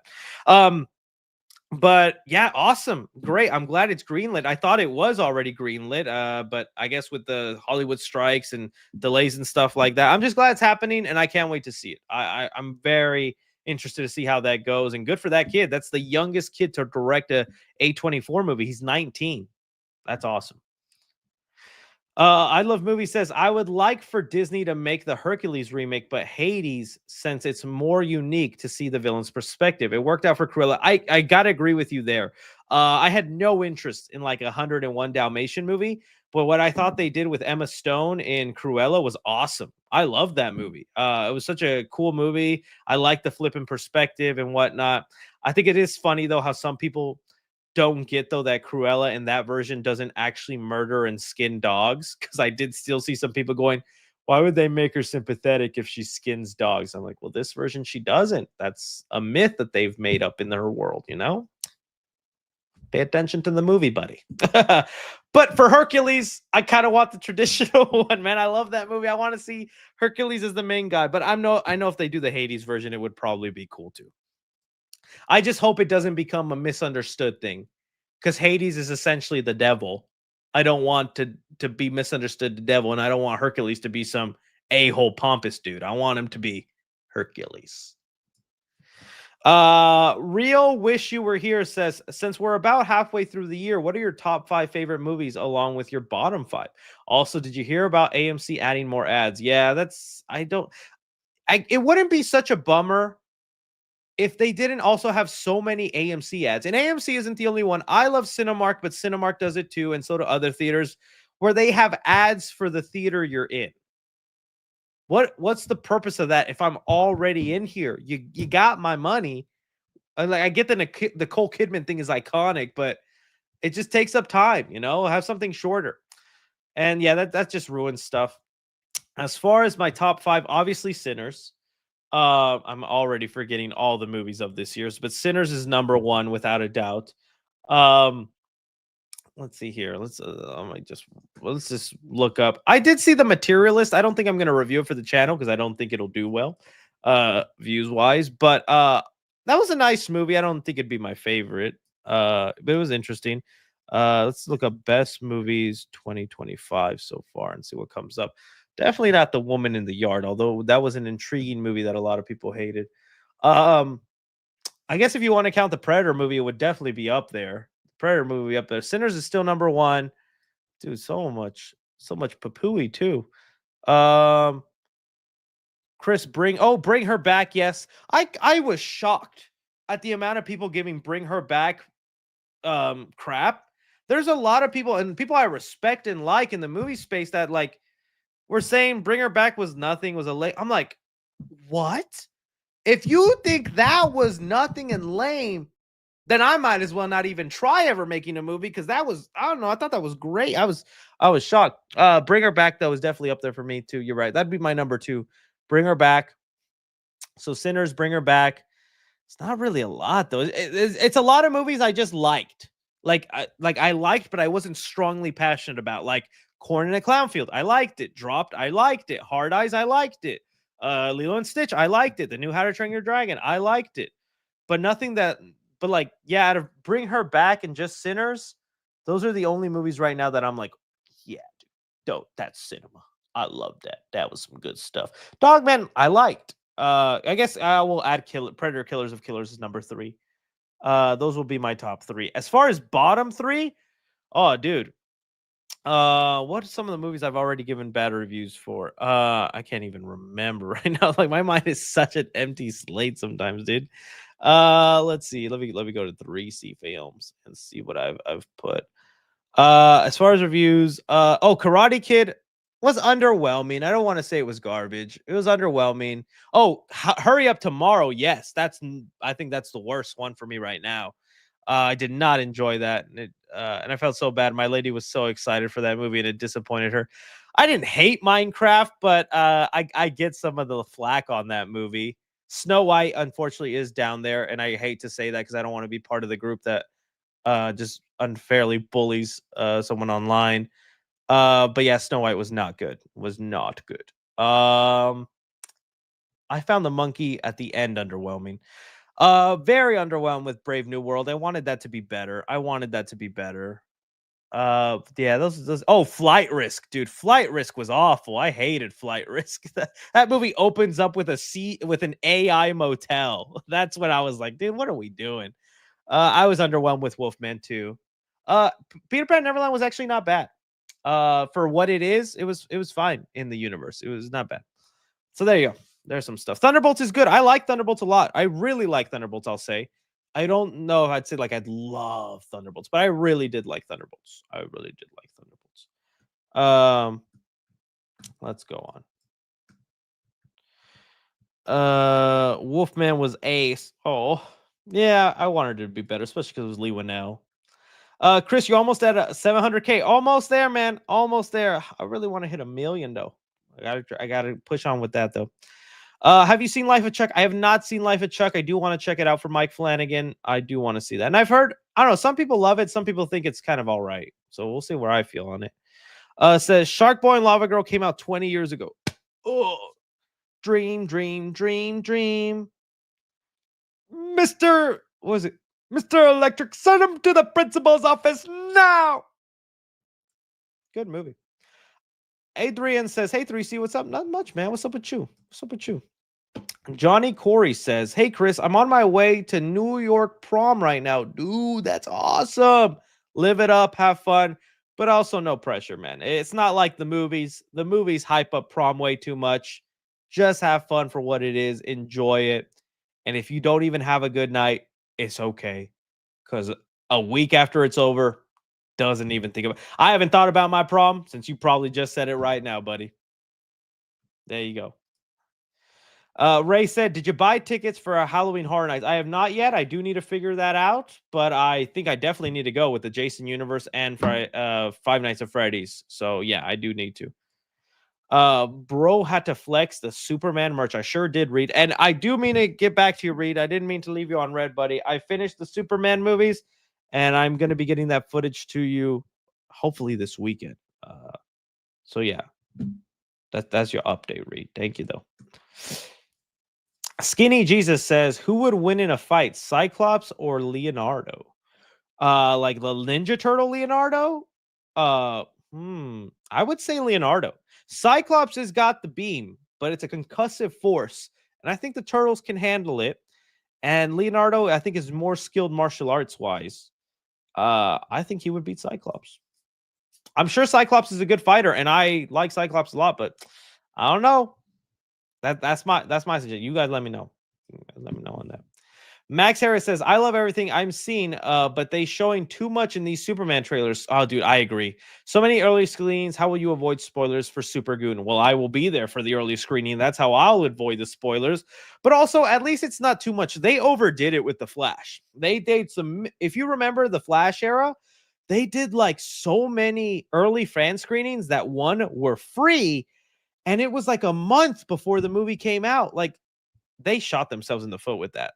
They did way too many. At least with these fan screenings that they're doing for Superman, we have to pay for it. So at least it's contributing to the movie. And even then, it's only like three or 4 days before the actual release. It's like you can avoid the internet a little bit for that time. Lewis Kirk says, saw How to Train Your Dragon live action remake 2 days ago, and while I still love the original, the remake gave me a big smile and really enjoyed it. Yeah, like, it's funny seeing a lot of the reviews again, because if the movie is great, but it's great because it's literally just copying the animated film. I saw a thing where it said the live action movie costs less money to make than the animated movie. I can't believe that's real. I'm like, then why don't you just make a live action in the beginning? That's a real thing. You can look it up. The live action movie costs less to make than the animated film. That blew my mind. But yeah, I totally get why people are enjoying it and liking it, because it's just copying an already great movie.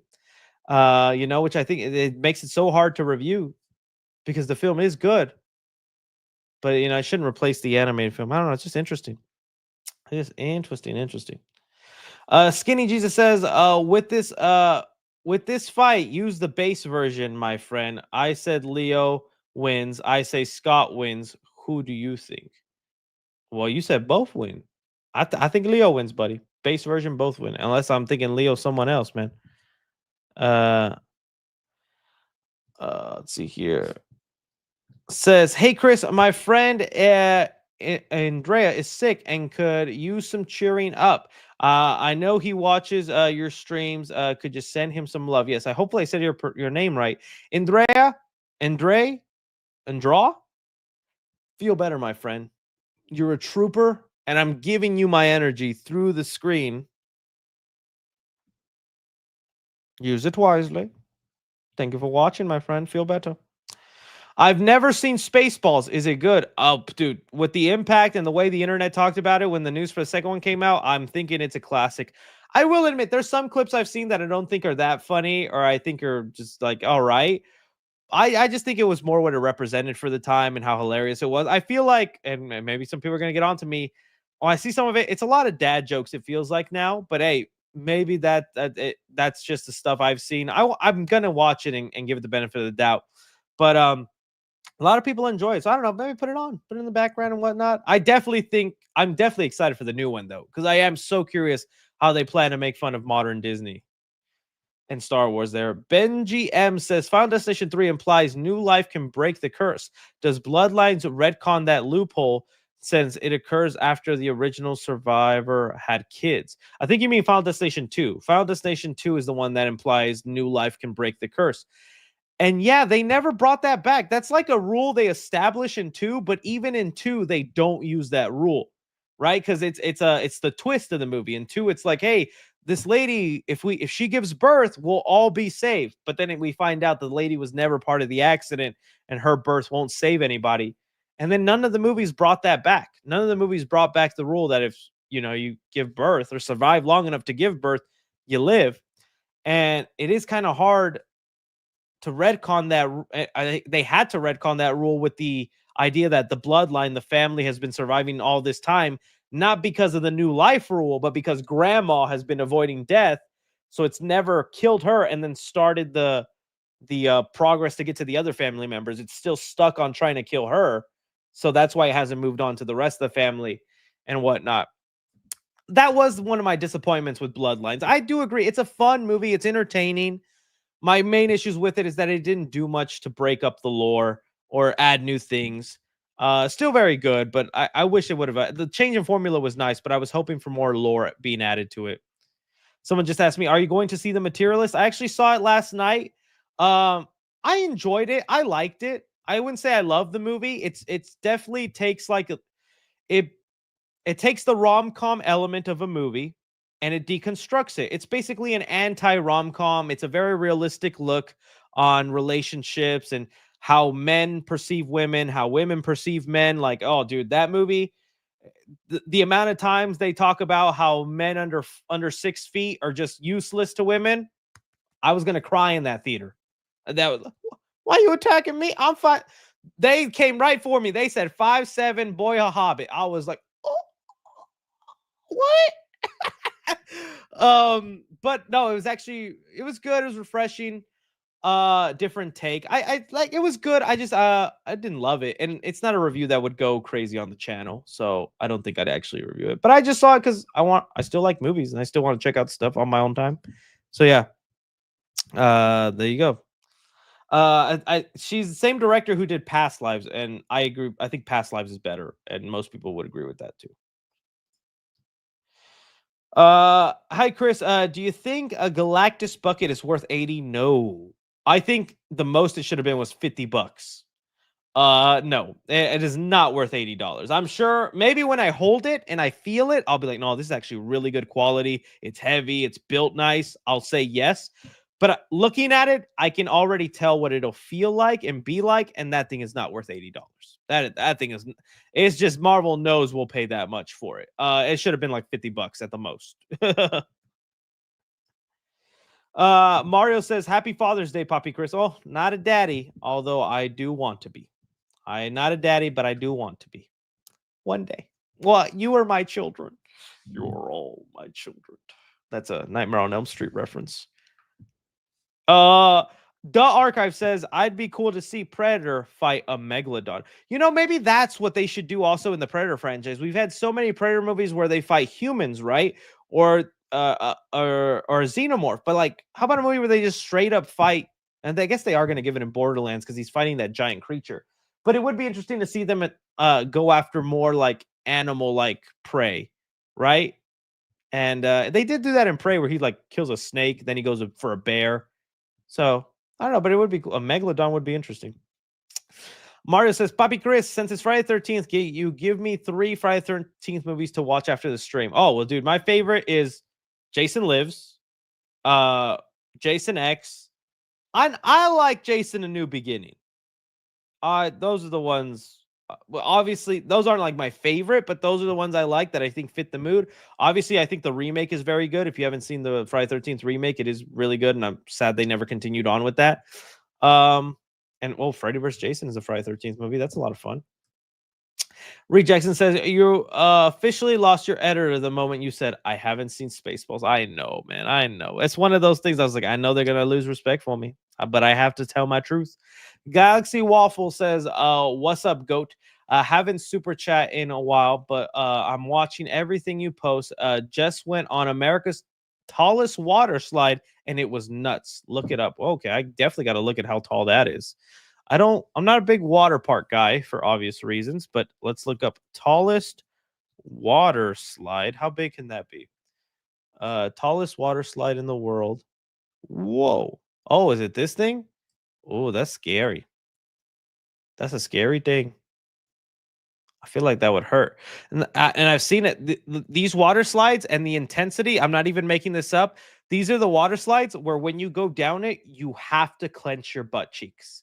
Because if you don't, water is shooting up them hole. Just a little tip for you. Don't say 3C ain't never did nothing for you. Same thing if you cannonball splash too high up. That was a real death in the show 1,000 Ways to Die. Shout out if you remember that show. But I remember that episode too, where somebody jumps off a cliff, cannonballs, and because you're cannonballing with your butt hitting first and obviously wide open because the way you're holding yourself cannonballing, water is shot so quickly and so far up, it's like he drowned in reverse. Didn't do no more cannonballs that day. Didn't do no more cannonballs that day. This is an educational channel now, you know. I help you out learn the stuff you didn't know you needed to learn. Good stuff. All right, let's move on. All right, it says here, Lewis Kirk says, 2 things to know about Incredibles 3 is 1, Brad Bird is busy working on his long-awaited passion project called Raygun with Skydance Animation. I did see that as an excuse for why he's not doing it and totally understand. I guess I'd rather see Brad Bird do something original than jump onto another sequel. I'm just glad he's doing the story, but I'm very interested to see how he'll, freshen things up for Incredibles with the new director. Says Twitter notifications. Oh lordy, what's on my Twitter notifications? Oh, good night, Drew. It was me. Oh lord, a lot of crazy stuff happening. I don't see anything crazy. Is there something brand new? Minecraft movies coming to Max. How to Train Your Dragon. James Gunn. Oh, I don't see anything new. I'm not sure why. Good stuff. All right. It says here, director Ari says, I really want to work in manga anime industry with my manga series. I picked up my Shonen Jump via the Manga Plus monthly awards. Is it possible for an American like me to work in that industry? Okay, I lost something. I really want to work in manga industry with a manga series I picked up. I mean, I think if you're talented and you know what you're doing, you can, buddy. I mean, the great thing is you could just start doing the stuff and build your resume online through YouTube and doing all that kind of stuff. I wish I could tell you I was an expert on how to get into the anime industry, but I don't think you need to be an American to get into it. If anything, it's probably better you're not, because most great animes come from outside America. Yeah. Let's see here. Jonathan Fuik says, "Hey Chris, will you be playing the new Five Nights at Freddy's game Secret of the Mimic since it released today? If I have time, I will try and pick it up. I will try to." Loose Kirk says, and two Peterson has worked on a lot of Brad Bird movies like Incredibles, Ratatouille, and The Iron Giant, making Brad as Peter's mentor. See, so that's another great thing to keep for the director and whatnot. And should let us know that Incredibles 3 is in the good hands. PK Ness says, what's your thoughts on Tyrone McGinnis? Also would like to collab with Heavy Spoilers, Real Rejects, New Rockstars, Cosmic Wonder, Collider. All those people you just mentioned at the bottom definitely would be up for, and I'd so be down. I do like all of them. Again, I don't start drama. I don't fight with anybody. Tyrone McGinnis was definitely one of those creators when I was starting up way before I was a content creator and just checking out content that I respected. I thought he was cool. I thought he was really fun and I was rooting for him. I remember when he would end his videos with 1 million subscribers. And I'd be like, oh, I hope he gets there. And he eventually did. And I remember even in the Tyrone lore, he met Tom Holland and that was so awesome for him. I was like, oh, dude, look at him. Just a content creator. And he got to meet Tom Holland and have a picture. And I think Tyrone even said like in that photo that like Tom Holland knew who he was. And I was like, whoa, that's crazy that like Tom Holland watches YouTubers. That's crazy. But we all know Tyrone now.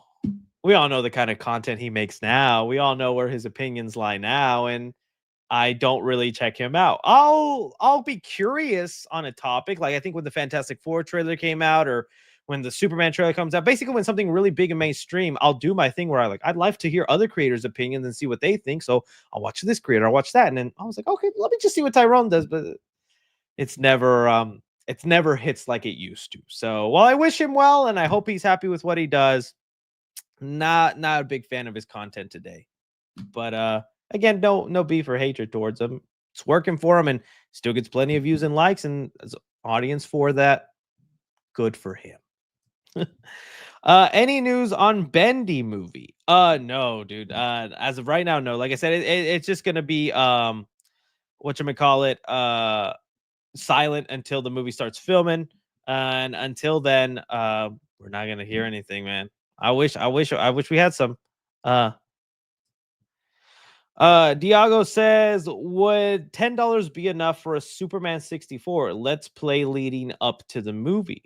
Oh, if you love Shrek, you should check out Austin the Brimstone. He does some videos on Shrek and DW Collectibles. Okay, I'll keep him in mind. Superman 64. What would it take for me to get? I'd have to get a 64 because I don't own one right now. But I know that's like the worst Superman game ever. It would be kind of fun, but even then, because the movie can't tell if I'm doing any sort of like a video game, it's the Superman Fortnite, which I am gonna do. I know that you're like, Chris, Superman's in Fortnite already, but they haven't added his mythic abilities. They're supposed to add his heat vision, his flight, and his punch. Right now, there's only a dog bone that makes crypto come, which is awesome, and I love using it. But I want them to add those mythics, and then I can make the video. And if they don't, I'll just make the Fortnite part of a segment in the vlog when I go do the Superman merch hunt video. Lewis Kirk says new plot details on Zootopia 2 have been revealed, and they're going a bit darker. And the secret villain in the movie kills a animal character to chase after Gary Snake. Ooh, that sounds interesting. I always like when animated movies can get a little dark. I did see, I think, some of the Zootopia 2 stuff. Let me see. I don't know if I super looked into it. Zootopia 2. I know people have theories that the secret villain is going to end up being a human, which would be crazy. Which would definitely be crazy. Let me see. Oh, it is a Fabio reference, probably. Quotes from here. It says here, Zootopia made its first appearance and see our last few months. I've been thinking a lot about this moment being here. No, that's not the details. Oh, here we go. Judy and Nick discover Gary intends to steal a mysterious book at a party where will be displayed, and they find out that the book can actually clear the snake's reputation. They escape with Gary and become wanted by ZPD. While hiding, they discover the real villain has already killed another animal to obtain the same book. Oh, dude, that's scary. I think it's going to be a snake also. If I'm being honest, those look kind of snake eyes. So it's going to be another reptilian creature, whether a lizard, a gecko, I don't know, a Komodo dragon. But I do like the theories that are like, oh, they're going to introduce humans into Zootopia. That'd be wild. Let's see here. Wii U Weirdo says, we're at the Superman screening. Can I say hi? Dude, of course. If anybody sees me at the screening, please come say hi. Take a picture. Let's talk. Let's make out. No, let's not. Liam Bin Lara says, Elio is working scene purely for the return of anime. Yes, I did see that. Elio is bringing back animated bloopers. So if you remember, like, I think at the end of Toy Story 1 and 2, I don't think they did it for 3, but at the end of Toy Story 1 and 2, they would have bloopers where they acted like the toys were real actors and all that kind of stuff. That was always a fun thing Pixar did, but that cost money. And I guess they're pretty tight on stuff now. But since people have been begging for it, they're like, hey, Elio has it, so come check it out. Hey 3C, hope you're going to Halloween Horror Nights this year. Having some scary announcements so far. FNAF and Friday 13th. Have they announced Terrifier looks promising. Yeah, I definitely think Terrifier will be coming. You're right. I should probably buy my tickets before they sell out. Those all would be good. It'd be great to do another vlog. Ben Malsky says, excuse me, guys. Pixar has dabbed in 2D before with things like the end credits of Ratatouille and WALL-E. Yeah, that's true. And short films like Your Friend the Rat and Day and Night and Borrow. Yeah, they don't really do Pixar shorts anymore, right? That's another thing they've also kind of strayed away from. I miss that. Pouchy69 says, yo, Hopper, when he was a king of beavers, it was a reference to Where the Wild Things Are, Warner Brothers 2009 movie. Have you heard of it? No. Oh, Where the Wild Things Are? Yes. I do like that movie. I did not know that was a reference, though. Cool. Thank you, though. 408 Jose says, crazy how 2 years ago we were getting news about David Cornswet playing Superman, and now then less than a month away we're seeing it. That's what always blows my mind and has me feeling old. Is like right now we're like in the beginning talking stages of Spider-Man 4, right? Like we just got Sadie Sink added, we got the title, we got a date. But right now we know nothing. And pretty soon time is going to fly and it'll be a month or a week away before we see Spider-Man 4. And I'm like, where did the time go, dude? Everything just flew by. It is crazy.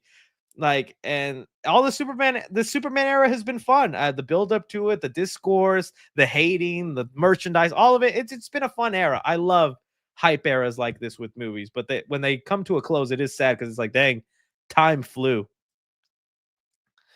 Hopper's reference to Where the Wild Things Are. Oh, yes, I saw that. Okay. Super Sid says, bro, your microphone is acting up. Is it? It might be me. It's me by accident. If you're hearing like tapping or me, it's me. I'm sorry. I fidget. I need to buy a fidget spinner or something. If the microphone is still acting up or being weird, let me know. But it's over here, me bouncing and messing with stuff and touching my mic. I'm sorry. Hands up. It wasn't. Okay, so hopefully it gets better. Your mic isn't broken, Unc. Okay, yeah. So I'll stop messing with stuff around the mic. Sorry, guys. I was fiddling my willy. Okay, Michael Tomsick says, Editor Reed versus Noah. Who's winning? Oh, dude, Noah is ferocious. And you put that cape on Noah, There's no stopping that little boy. I love that doggy. I would want him to win. Sorry, Reed. I have to let Noah win. Let's see here. Mr. Ajax 11 says, "Seeing David in Pearl now with Superman is funny." Yeah, dude. And it's funny because I didn't know I was looking at future Superman in Pearl. And why are you leaving me if I did nothing wrong? You're scaring me, Pearl. I was like, that man sounds, that guy's a little Superman. Say that again. Oh, dude. Oh, dude. So glad David Cornsworth's career is gonna blow up, and I'm so happy for him. George, the only one, says, "Chris, I will be going to Coldplay concert tomorrow. Any advice? This is my first ever concert. Also, what's your top 5 favorite Coldplay songs?" I think I only know a few, if I'm being honest with you. Is it "How to Save a Life"? Let's see. Coldplay songs. Let me look them up. Is that it? Scientist Sparks, Paradise. I think I do know Yellow. Is "How to Save Your Life" even a Coldplay song, or am I like wrong about that? But they are good. That's the phrase. Oh, dang! I just screwed up. Let me go real quick. I wish I was more musically intelligent, but I'm not, guys. I'm sorry. That's that. Dude, I don't even want to repeat the Pharrell Williams incident on the channel. Because whenever Lego Pharrell Williams, I was like, "Who is this guy in this?" The chat schooled me. Okay, so let me just hear a little bit of each song and see if I know any of it. Okay, so the top songs. Oh, that does sound familiar. I do. I hear that one in edits all the time. Okay, I do like that one. Oh, I do know Yellow. I know Yellow. Yeah, that's a good one. Look at the stars. Look how they shine for you. And everything you. Oh, I do know this one. I know that one. That gives me though commercial vibes. That gives me. Are you depressed? Are you tired of not seeing the light? Well, try Perplexia. Perplexia is that's the vibe I get with that one. Sorry.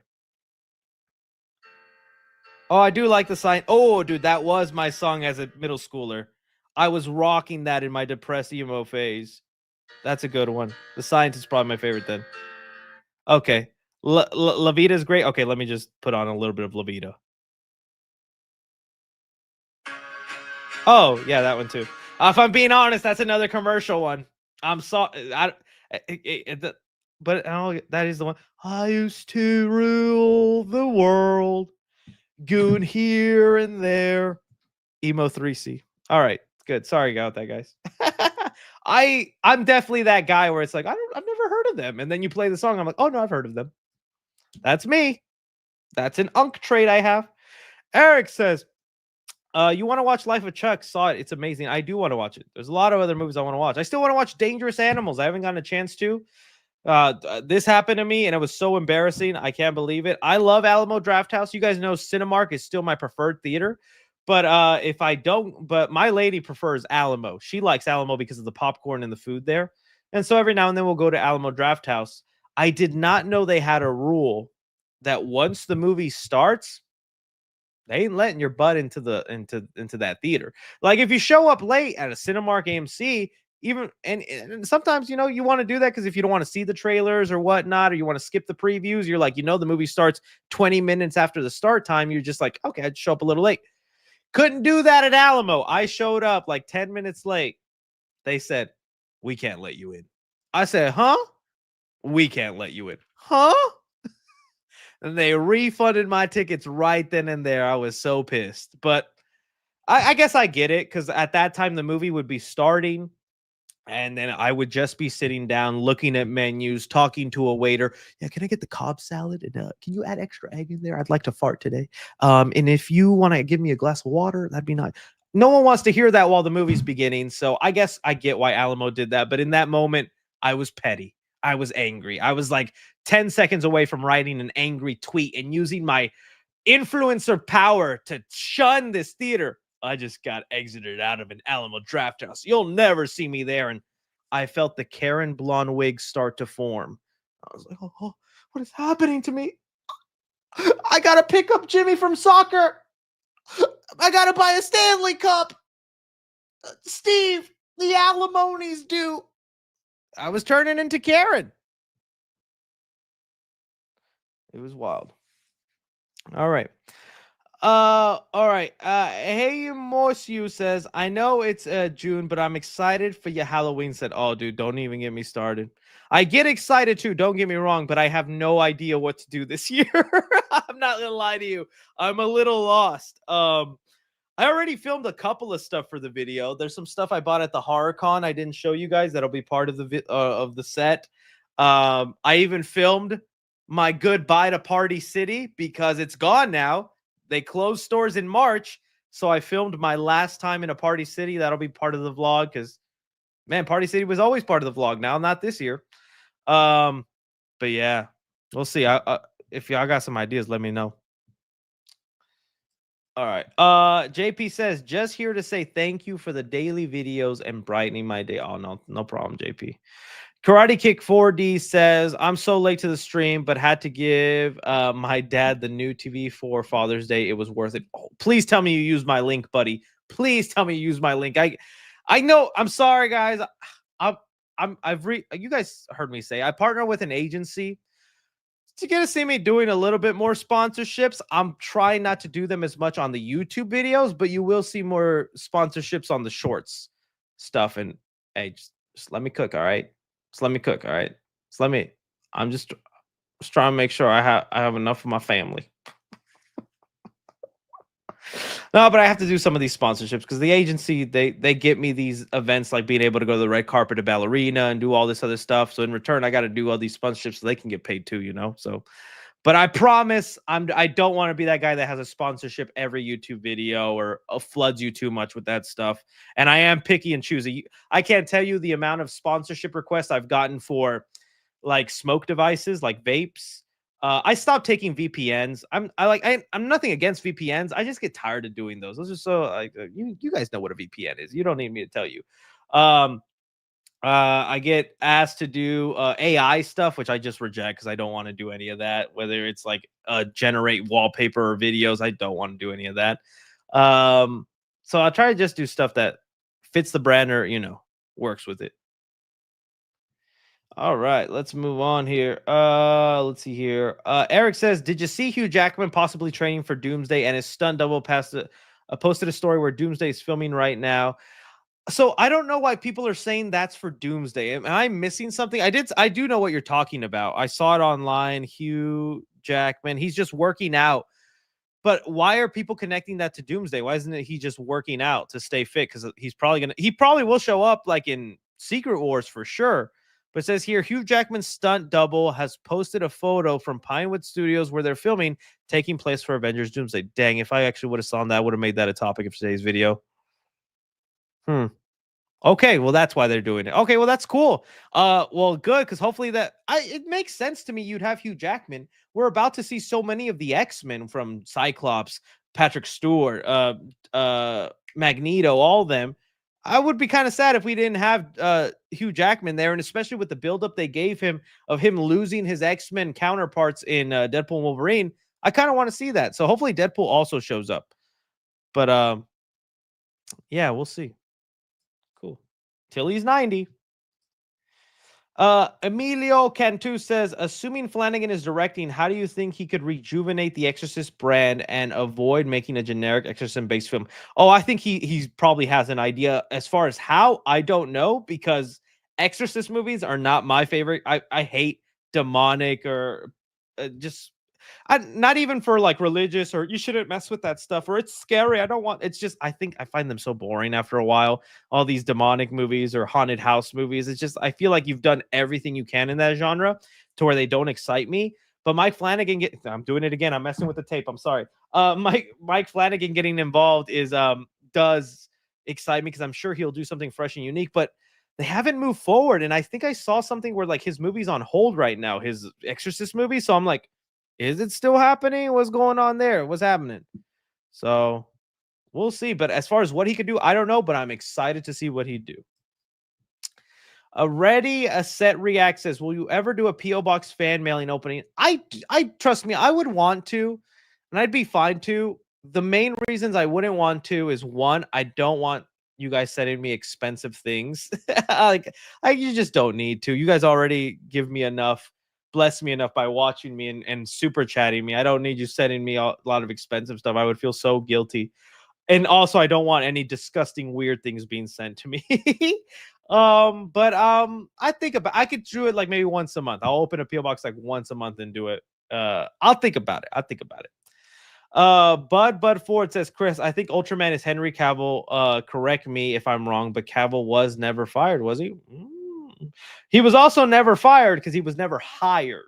I think his contract and obligations ran out after Justice League, because he did his 3 movies. He did Man of Steel, Batman vs Superman, and Justice League. He completed his contract. He didn't have an obligation to continue on. And I know they teased him in Black Adam, but even then they never sat down and say, okay, now for sure Man of Steel, for sure we're doing this. They're like, we'll do that after, but jump into the post-credit scene. And then they screwed him by not giving him Man of Steel 2. And I'm fine getting James Gunn Superman, but they definitely screwed him. I do think James Gunn probably sees a future like 5-10 years, maybe 5-7 years down the line, where he does some sort of crossover movie and brings back like a multiverse event, but who knows if we'll actually get there, right? Yeah. No, you can look up the Black Adam stuff. That was just a one-off favor he did with a promise that they'll do a new contract and do a new deal. That's why he made that video of like, we're going to work it out. We're going to figure it out. But there was no official deal and he got screwed over because they got to use him as a post-credit scene and hype up that movie. And then they just tossed him aside. Poor Henry Cavill. Mr. Ajax 11 says, I think Zoo Aquarium would be amazing. That would be cool, right? A zoo would be cool. Aquarium too. Just imagining like the fish tank dumping on them and a shark maybe on them, or jellyfish swarming on somebody and attacking them. I was stung by a jellyfish. I'm a victim. Emilio Cantu says, if the MCU soft reboots after Secret Wars, will general audiences be confused by recasted characters and non-recasted characters? No, because I think they'll do enough in Doomsday and Secret Wars to finally like do everything they need to with multiverse and explain variants and different iterations that it'll be fine. It'll be fine. Let's just see if they stick around after Secret Wars, because people already didn't want to stick around after Endgame. Who knows if they'll stick around after Secret Wars? Taffer says, Chris, have you ever watched Wolf Creek movies or TV show? I have watched the movies. I was talking about it earlier. I do like them. Let me see which ones I think I've seen 2 of them. Wolf Creek movies. And then there was like a new one they came out with, or is the new one the TV show I'm thinking about? Wolf Creek movies. Let me see. How many are there? Wolf Creek collection. Okay, so so there's only 2 movies which I have seen. I have not seen the TV show. My bad. That's why I thought there was a new Wolf Creek, because of the TV show. I have not seen the TV show. But yeah, these are kind of cool movies. I recommend them to you guys. It's just about like people who go like either they're vacationing or they just get stranded in like Australia in the middle of nowhere, and this crazy dude just wants to kill them. It's basically it, if I'm remembering correctly. It's been a while. I'll be honest, it's been a while. I probably saw them when they like a little after they came out. I think I saw the first one because the second one was coming out and people were talking about it in the horror community. I was like, I want to see what the hype is. I like Wolf Creek, but I've not seen the TV show. Is the TV show worth watching? Movie Nerd for Life sends in some love and support. Thank you, Movie Nerd for Life. Appreciate that. Carl Nakawa says, hey 3C, I have a question regarding your movie ranking template you use. Has there ever been a movie where you gave where categories were given 5 stars, like action? Like one individually, yes, which I really am considering more and more to maybe do away with the rating system part, but I still want 3C to make sense in my name. And I'm not figuring out how to do it, because I'm looking at my analytics and I'm seeing more and more when I get to my scorecard part, a lot of the audience dips off. And when that happens, it's not good for watch time and it's not good for the video continuing to get growing and getting better.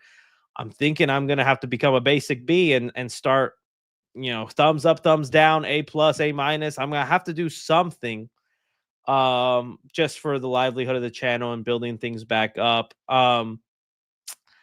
But yeah, I don't know. I'm thinking about it more and more about switching up the rating system. But as far as like every category gets a 5 stars, no.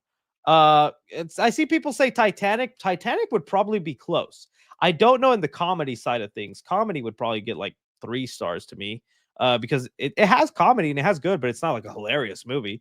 But it does blend in great drama, and there is horror with the way the ship falls, and suspense definitely with like the ship and the people dying on it and whatnot. Action is really good, and that's a James Cameron movie.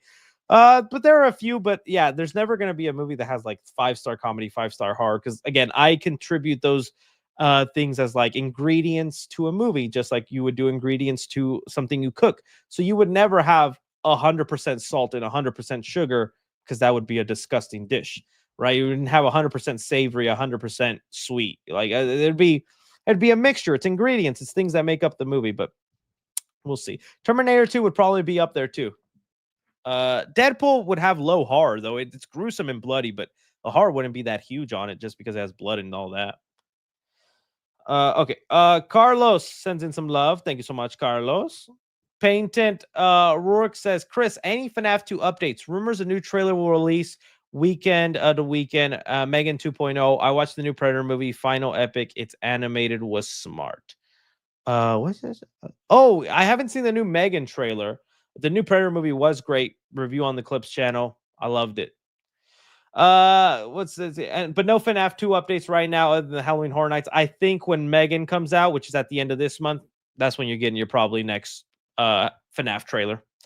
Creepshow fan says original Creepshow fan, original, not show. Always, yeah, I like the Creepshow movies. And I sometimes I want to go back and watch the show. I never watched the Creepshow show, but I hear there's some hidden gems in there, although it's not like a fabulous anthology show. But I do like the Creepshow movies. I enjoy them. And I saw like they're bringing back Twilight Zone, the movie with Ben Stiller, and I'm like, oh, cool. Point Flash says, would never leave you, Chris. You're the GOAT at YouTube. Oh, thank you. Thank you. I appreciate that. Karate Kick 4D says, what are your top 5 mid Blumhouse movies? Yes, I said mid. Well, so not worst, just like okay. Oh, because if I'm thinking worst, I'm thinking Final Fantasy. I'm thinking Fantasy Island. I'm thinking Truth or Dare. I'm thinking, what was another one that was like the worst? Where I was like, that was awful. Like Night Swim was mid, where like it just existed. It was there. Like I didn't hate it, but I didn't love it either. They did okay with it. I'm trying to think of what other like Blumhouse movies are just mid. Probably like a couple of the Purge movies are just fine. Like the ones without Frank Grillo are probably the mid Purge movies for me. Wolfman, yeah, Wolfman is mid, unfortunately. Wolfman is mid. It's again not movies that are garbage or bad. They're just like, they're okay. Let me look at a list of Blumhouse movies to give you a better idea. Blumhouse movies. Let's see here. A bunch of Blumhouse. We got Freaky, The Visit, Black Phone. The Hunt was mid, I think. The Hunt was mid. Totally Killer was mid. Look at me. Bro in his 30s saying mid. And what? And what? Will y'all hate me if I say FNAF was mid? Will y'all hate me if I say FNAF was mid?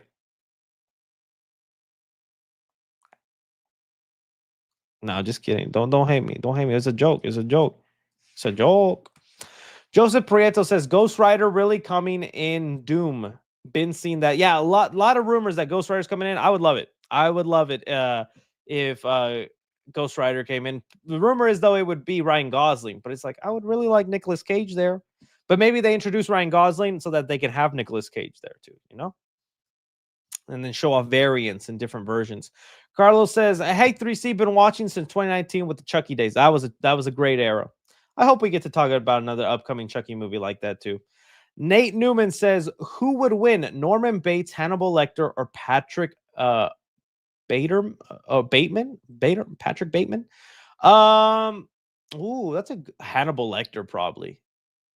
Hannibal Lecter is cunning, is smart, is witty. I think he'd find a way to turn Norman and Patrick on each other, probably make them kiss, and as they're kissing, Hannibal would put them in a big comedic witch pot and start making some stew. I think Hannibal Lecter would win that out of smarts. Cookie 111 says, "Hey 3C, making some movies TV show content on my own channel. I definitely appreciate your advice on posting on shorts. Really perform better than long videos." Yeah, your goal should still be to like transfer some of that to longer form just for viability and better monetization so you can do this as a career if you plan to do that. But for shorts, it's get to the point, no filler, like seriously do it with the intention that you're talking to people with short attention spans with brain rot, that they don't care about you. Obviously, add a little of your personality there, like I've gotten into doing, but straight to the point, say what you need to say, zip, zap, boom, in and out. That's really the best advice because watch time is king with any content, short form, long form. If you can make them watch for a long time or a good amount of time, the algorithm will reward your video. Monster Pete says, "I'm so hyped for watching Superman. When I came to this country, first movie I watched with my dad was Superman, and soon you're crossing 700K." Ooh, nice. Yeah, I'm very excited. And yeah, watching the Christopher Reeve movies, dude, James Gunn is taking a lot of inspiration in there. I'm seeing some things in there. I'm like, oh, so that's what James Gunn's going for. Interesting. Nate Newman says, "Who do you hate more, Rose from Titanic or Jenny from Forrest Gump?" You know what? I'm of the camp of neither. I watch Forrest Gump a lot lately. I don't know why. I love Forrest Gump, that movie, and I get there's a lot of hate for Jenny for the attitude she has towards Forrest and the things in there. I think some people really dismiss, what she went through and the abuse in her childhood and her self-destructive behavior. Where, yes, she does things like any normal person, where she pushes away Forrest, who's a good person that wants her. But she's also doing it to protect Forrest because she's like, I'm not good for you. You're a good person. You're good. And all that. And yeah, maybe she should have told him she had a kid, but I don't hate Jenny. I think there's more nuance and complexities to that character than just, oh, what a B. That's what a lot of people say. Rose as well. I don't even know what Rose's problem is. Rose was just caught up in that old tradition of you got to marry this rich guy because it's good for the family. And she's like, but I want to be with Leonardo DiCaprio. And girl, don't we all? Don't we all? I will say though, maybe she shouldn't have thrown that diamond off the Titanic when the nice people were looking for it. So they all have their iffy issues, but I don't hate them as characters. Some people said actually Rose. Rose took too much space. If you watch the movie carefully, Leo is trying to get onto the door with Rose, but he notices the more he gets on it, the thing sinks. So he realizes if I can fit on this, but if I do, we are sinking. That man sacrificed himself for Rose. That's love. What happened to men and women first, all right? Don't let Andrew Tate rot your brain, buddies. Carl Nuka says, "Worlds Collide, Time Bomb Arcane MV by..." Thank you for that. Peckness says, "Also, can I call you Milkbag?"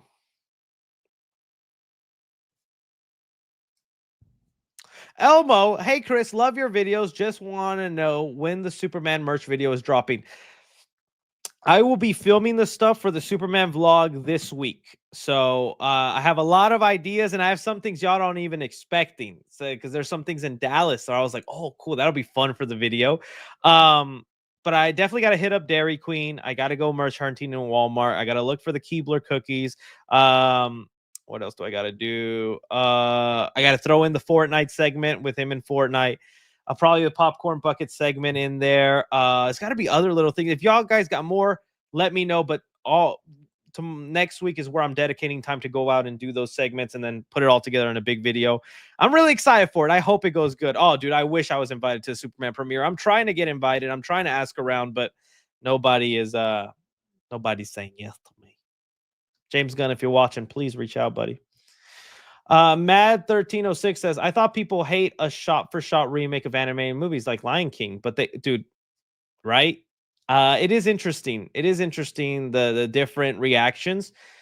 And I don't even know what to say. I think the Lion King had less going for it because the emotions just were not hitting in the live action Lion King movie because of the limited facial expressions with actual animals. with Lion How to Train Your Dragon is doing the thing where they have expressive animals. They gave Toothless his exact design, just realistic.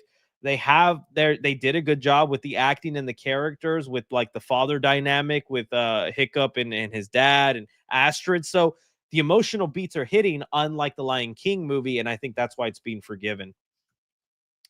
Lewis Clark says Fixed was shown at Annecy and it's got positive and mixed. I did see that. I saw some people giving it mixed reactions. That it's like it's all right. It's just a lot of raunchy humor that's not all that funny. It kind of sucks because that movie's been trying to come out for years. Karate Kick 4D says, who will win, Willy's Wonderland animatronics or FNAF animatronics, including the Yellow Rabbit? Honestly, I'm going the Willy's Wonderland. I said it because at the end of the day, them FNAF animatronics, they kids, they slow moving. The Willy's Wonderland has some good effects, and every single one of the Willy's Wonderland people are pedos and killers in those animatronics. Which maybe I shouldn't be rooting for them, but I definitely think having that soul in the animatronic as opposed to just like a kid soul in the other one who's building bunkers, them Willy animatronics winning. Herberto Lopez Logo says, here are the new backrooms. Would you direct a film? I would love to, but I'm realistic and I have to do the work. I have to start doing short films. I have to practice. I can't just overnight do it. And I don't want to rush into it because I saw what happened to Chris Stuckman and how it hurt his channel. And I really worked hard for where my channel is at. I would not want to ruin it and have you guys leave me because I'm trying to get into the industry. So all in due time, but also it might never happen for me, but I'm going to try either way, even if I fail miserably, because I will regret it one day when I'm 90 and 80. And I'd be like, I never tried making that movie. Yeah, well, I know I'd regret it. So I have to try, but it's something like I'll make a fool of myself. I'll twerk. I'll do all these cringy things, but I really am so insecure about doing something serious and being like, do you guys like it? Do you guys like it? Tell me you like it. It's hard for me. Anxiety with that. Howard Bell sends in some love. Thank you, Howard. Elliot says, hey, 3C, is the tracking of JP Jurassic World Rebirth opening good or bad? And should Jurassic fans be worried? I think it's solid. I just don't know how it's doing for Jurassic Park numbers. I think it's like aiming for like 100 mil. Let's see here. Jurassic World Rebirth. Is it tracking? Tracking. Let's see here what the tracking is. Jurassic World Rebirth. Yeah, tracking 115 to 135. That's honestly solid. That's really good for its franchise. Let's see the legs it has, though. That'll be the big contender because it's coming out first, right? It's the first movie in what's going to be a busy July. It's Jurassic World Rebirth, then Superman, then Fantastic Four. It'll do okay those first week or week and a half, but then Superman comes out, it's going to eat away at it. And then Fantastic Four comes out, it's going to eat away at it. So this might be one of those Jurassic Park movies that doesn't hit 1 billion, you know? And the last couple have hit 1 billion. But I think the numbers are solid. Movie Nerd for Life says, do you know when the Galactus popcorn bucket releases Cinemark? I can't wait to purchase for $80 bucket. Happy Father's Day weekend, Zaddy Chris. Oh, no, I don't know. I imagine it's going to be like a week or two before the movie, just like the whatchamacallit, the Deadpool Wolverine popcorn bucket. That came out like a week or two. It started showing up. And it won't just be Cinemark. It'll be at every theater. So it should be easy to come by if you're willing to spend the $80. Bane One says, hey, Chris, I'm late to the stream, but have you heard about Gatto, a new upcoming Pixar movie made by the creators of Luca? Yeah, we talked about it earlier, and I'm interested in it. I like it. Gatto means cat in Spanish. Yes, I know Spanish. Robotnik reference for you. Reed Jackson Media says, Superman post, I tagged you, backup account. Oh, on the backup account. On the backup account. Here, I'll do this. I'll put it up. What my notifications be looking like. Oh. Set desktop picture. Oh, Lord. Oh, the crypto looks adorable, though. Thank you for that, Reed. I look so luscious in the clouds. Appreciate that. El Mango says, hey, hello 3C, my name is Ivan, te quiero mucho. I love your videos, but my question is, are you nervous for the Superman movie? It will do good or no? I'm more I think money wise it will do good. I'm hoping for, close to that $1 billion mark. I'm not going to say they'll hit billion, although I'm feeling the hype and the buzz from the world. So, like, I don't know, maybe setting myself up for disappointment there. I'm more worried about the reception critically and fan wise. Like, I'm not paying attention to the Snyder bots and whatnot, or the people that are going to hate it no matter what. I'm curious how general audiences will feel about it because, like I said in my latest trailer breakdown, the movie looks weird, but I don't mean that negative. Like, it's kind of cool and refreshing that it's willing to be that weird and comic booky. How will other audiences feel about it, and will they embrace the weirdness of the movie, right? So yeah, I'm just more worried about the perception from general audiences and critics. Sensei Bob says, "Did you see Friendship Thoughts?" No, that's another one I want to see because I really like. His name is slipping my mind, but I think you should leave actor. I think he's hilarious. I love his humor. So I do want to see Friendship. It's with Paul Rudd and what's his name? Somebody in the chat will let me know. But I do want to see that movie. I haven't got the chance to. I just want to get the name. Not Paul Rudd. I know who Paul Rudd is.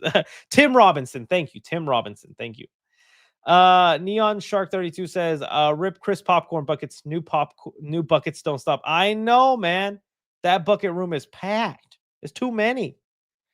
DJ says, thoughts on Disney and NBC suing Midjourney AI. Good, but also y'all shouldn't be using it either, is what I say. If y'all can, so what's happening is Disney, Universal, and other companies are suing these like AI generated companies that can like just make, Fast and Furious on their phones, Batman on their phones, and all, because there's been a lot of videos, and with that new Vero 3 software, dude, it is looking way too realistic. And this is, again, always, anytime you see an AI video, that is the worst it's going to look because it's only going to get better. And yeah, dude, in the next 5 years, we're going to have a fully AI made movie that general audiences are going to go for. And there's going to be a whole war between general audiences and critics going, don't go see it. No. Yeah, but come on, it looks kind of cool. Why you got to be such a hater? I'm not ready for that day. It's coming. But I'm glad they're suing them, and hopefully it'll put a stop to it and make it less easy for people to pop on those movies. Hey, 3C, your favorite Latino influencer, stay safe. Ice was at my brother's graduation and got some families. Yeah, it's been real horrible what's been happening with the LA and the Ice things. And you guys should obviously know where I stand with that. I don't like it. And I have a lot of family members who, are in fear, living every day so sad. And they're just nothing but hardworking, good, tax-paying people. I obviously don't want to get political. I know how you guys feel about that, but I hate what's happening. It really breaks my heart. And there's a part of me that's like, should I say something? Should I make a video? But I'm not intelligent enough to like come up with a sentence in a form. All I can say is your boy only just got his papers and documentation 6-7 years ago. And I'm scared to leave the country, fearing I might not be led back, because that's what's happening. There's people, citizens with papers that aren't being led back. I want to go to Mexico to get the Superman burger from Carl's Jr.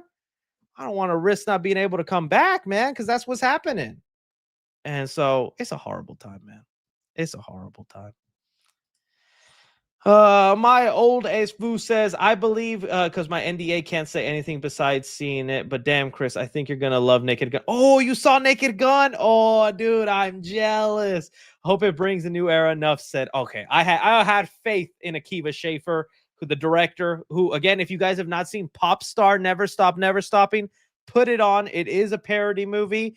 Again, let's see here, and he also did the Chip and Dale movie, Pop Star Never Stop Never Stopping. This is a parody movie on like concert biopic films, and you might think, oh, I have no interest in concert, or this is a hilarious rated R movie. It has so many great moments. He directed that movie and it flopped, unfortunately, didn't get a lot of views, but I love that film. And I found out he was doing Naked Gun. I'm like, oh, he's perfect. He's gonna nail it. So I can't wait. Well, good to hear, man. Pouchy69 says Reddit notification. Oh man, I'll check it at the end. I want to see what's going on there. Spider Fan says, will you be? Oh yes, in fact, I want to rewatch the first couple seasons, because I've only watched every season of Stranger Things the year they came out. Thus, and with the memory I have, a lot of stuff I've probably forgotten, little details, little important things. So I want to be fully fresh and in the zone for Stranger Things season 5. So I'm going to be rewatching the older seasons. Maybe I'll do reviews on each season leading up to it, but no promises there.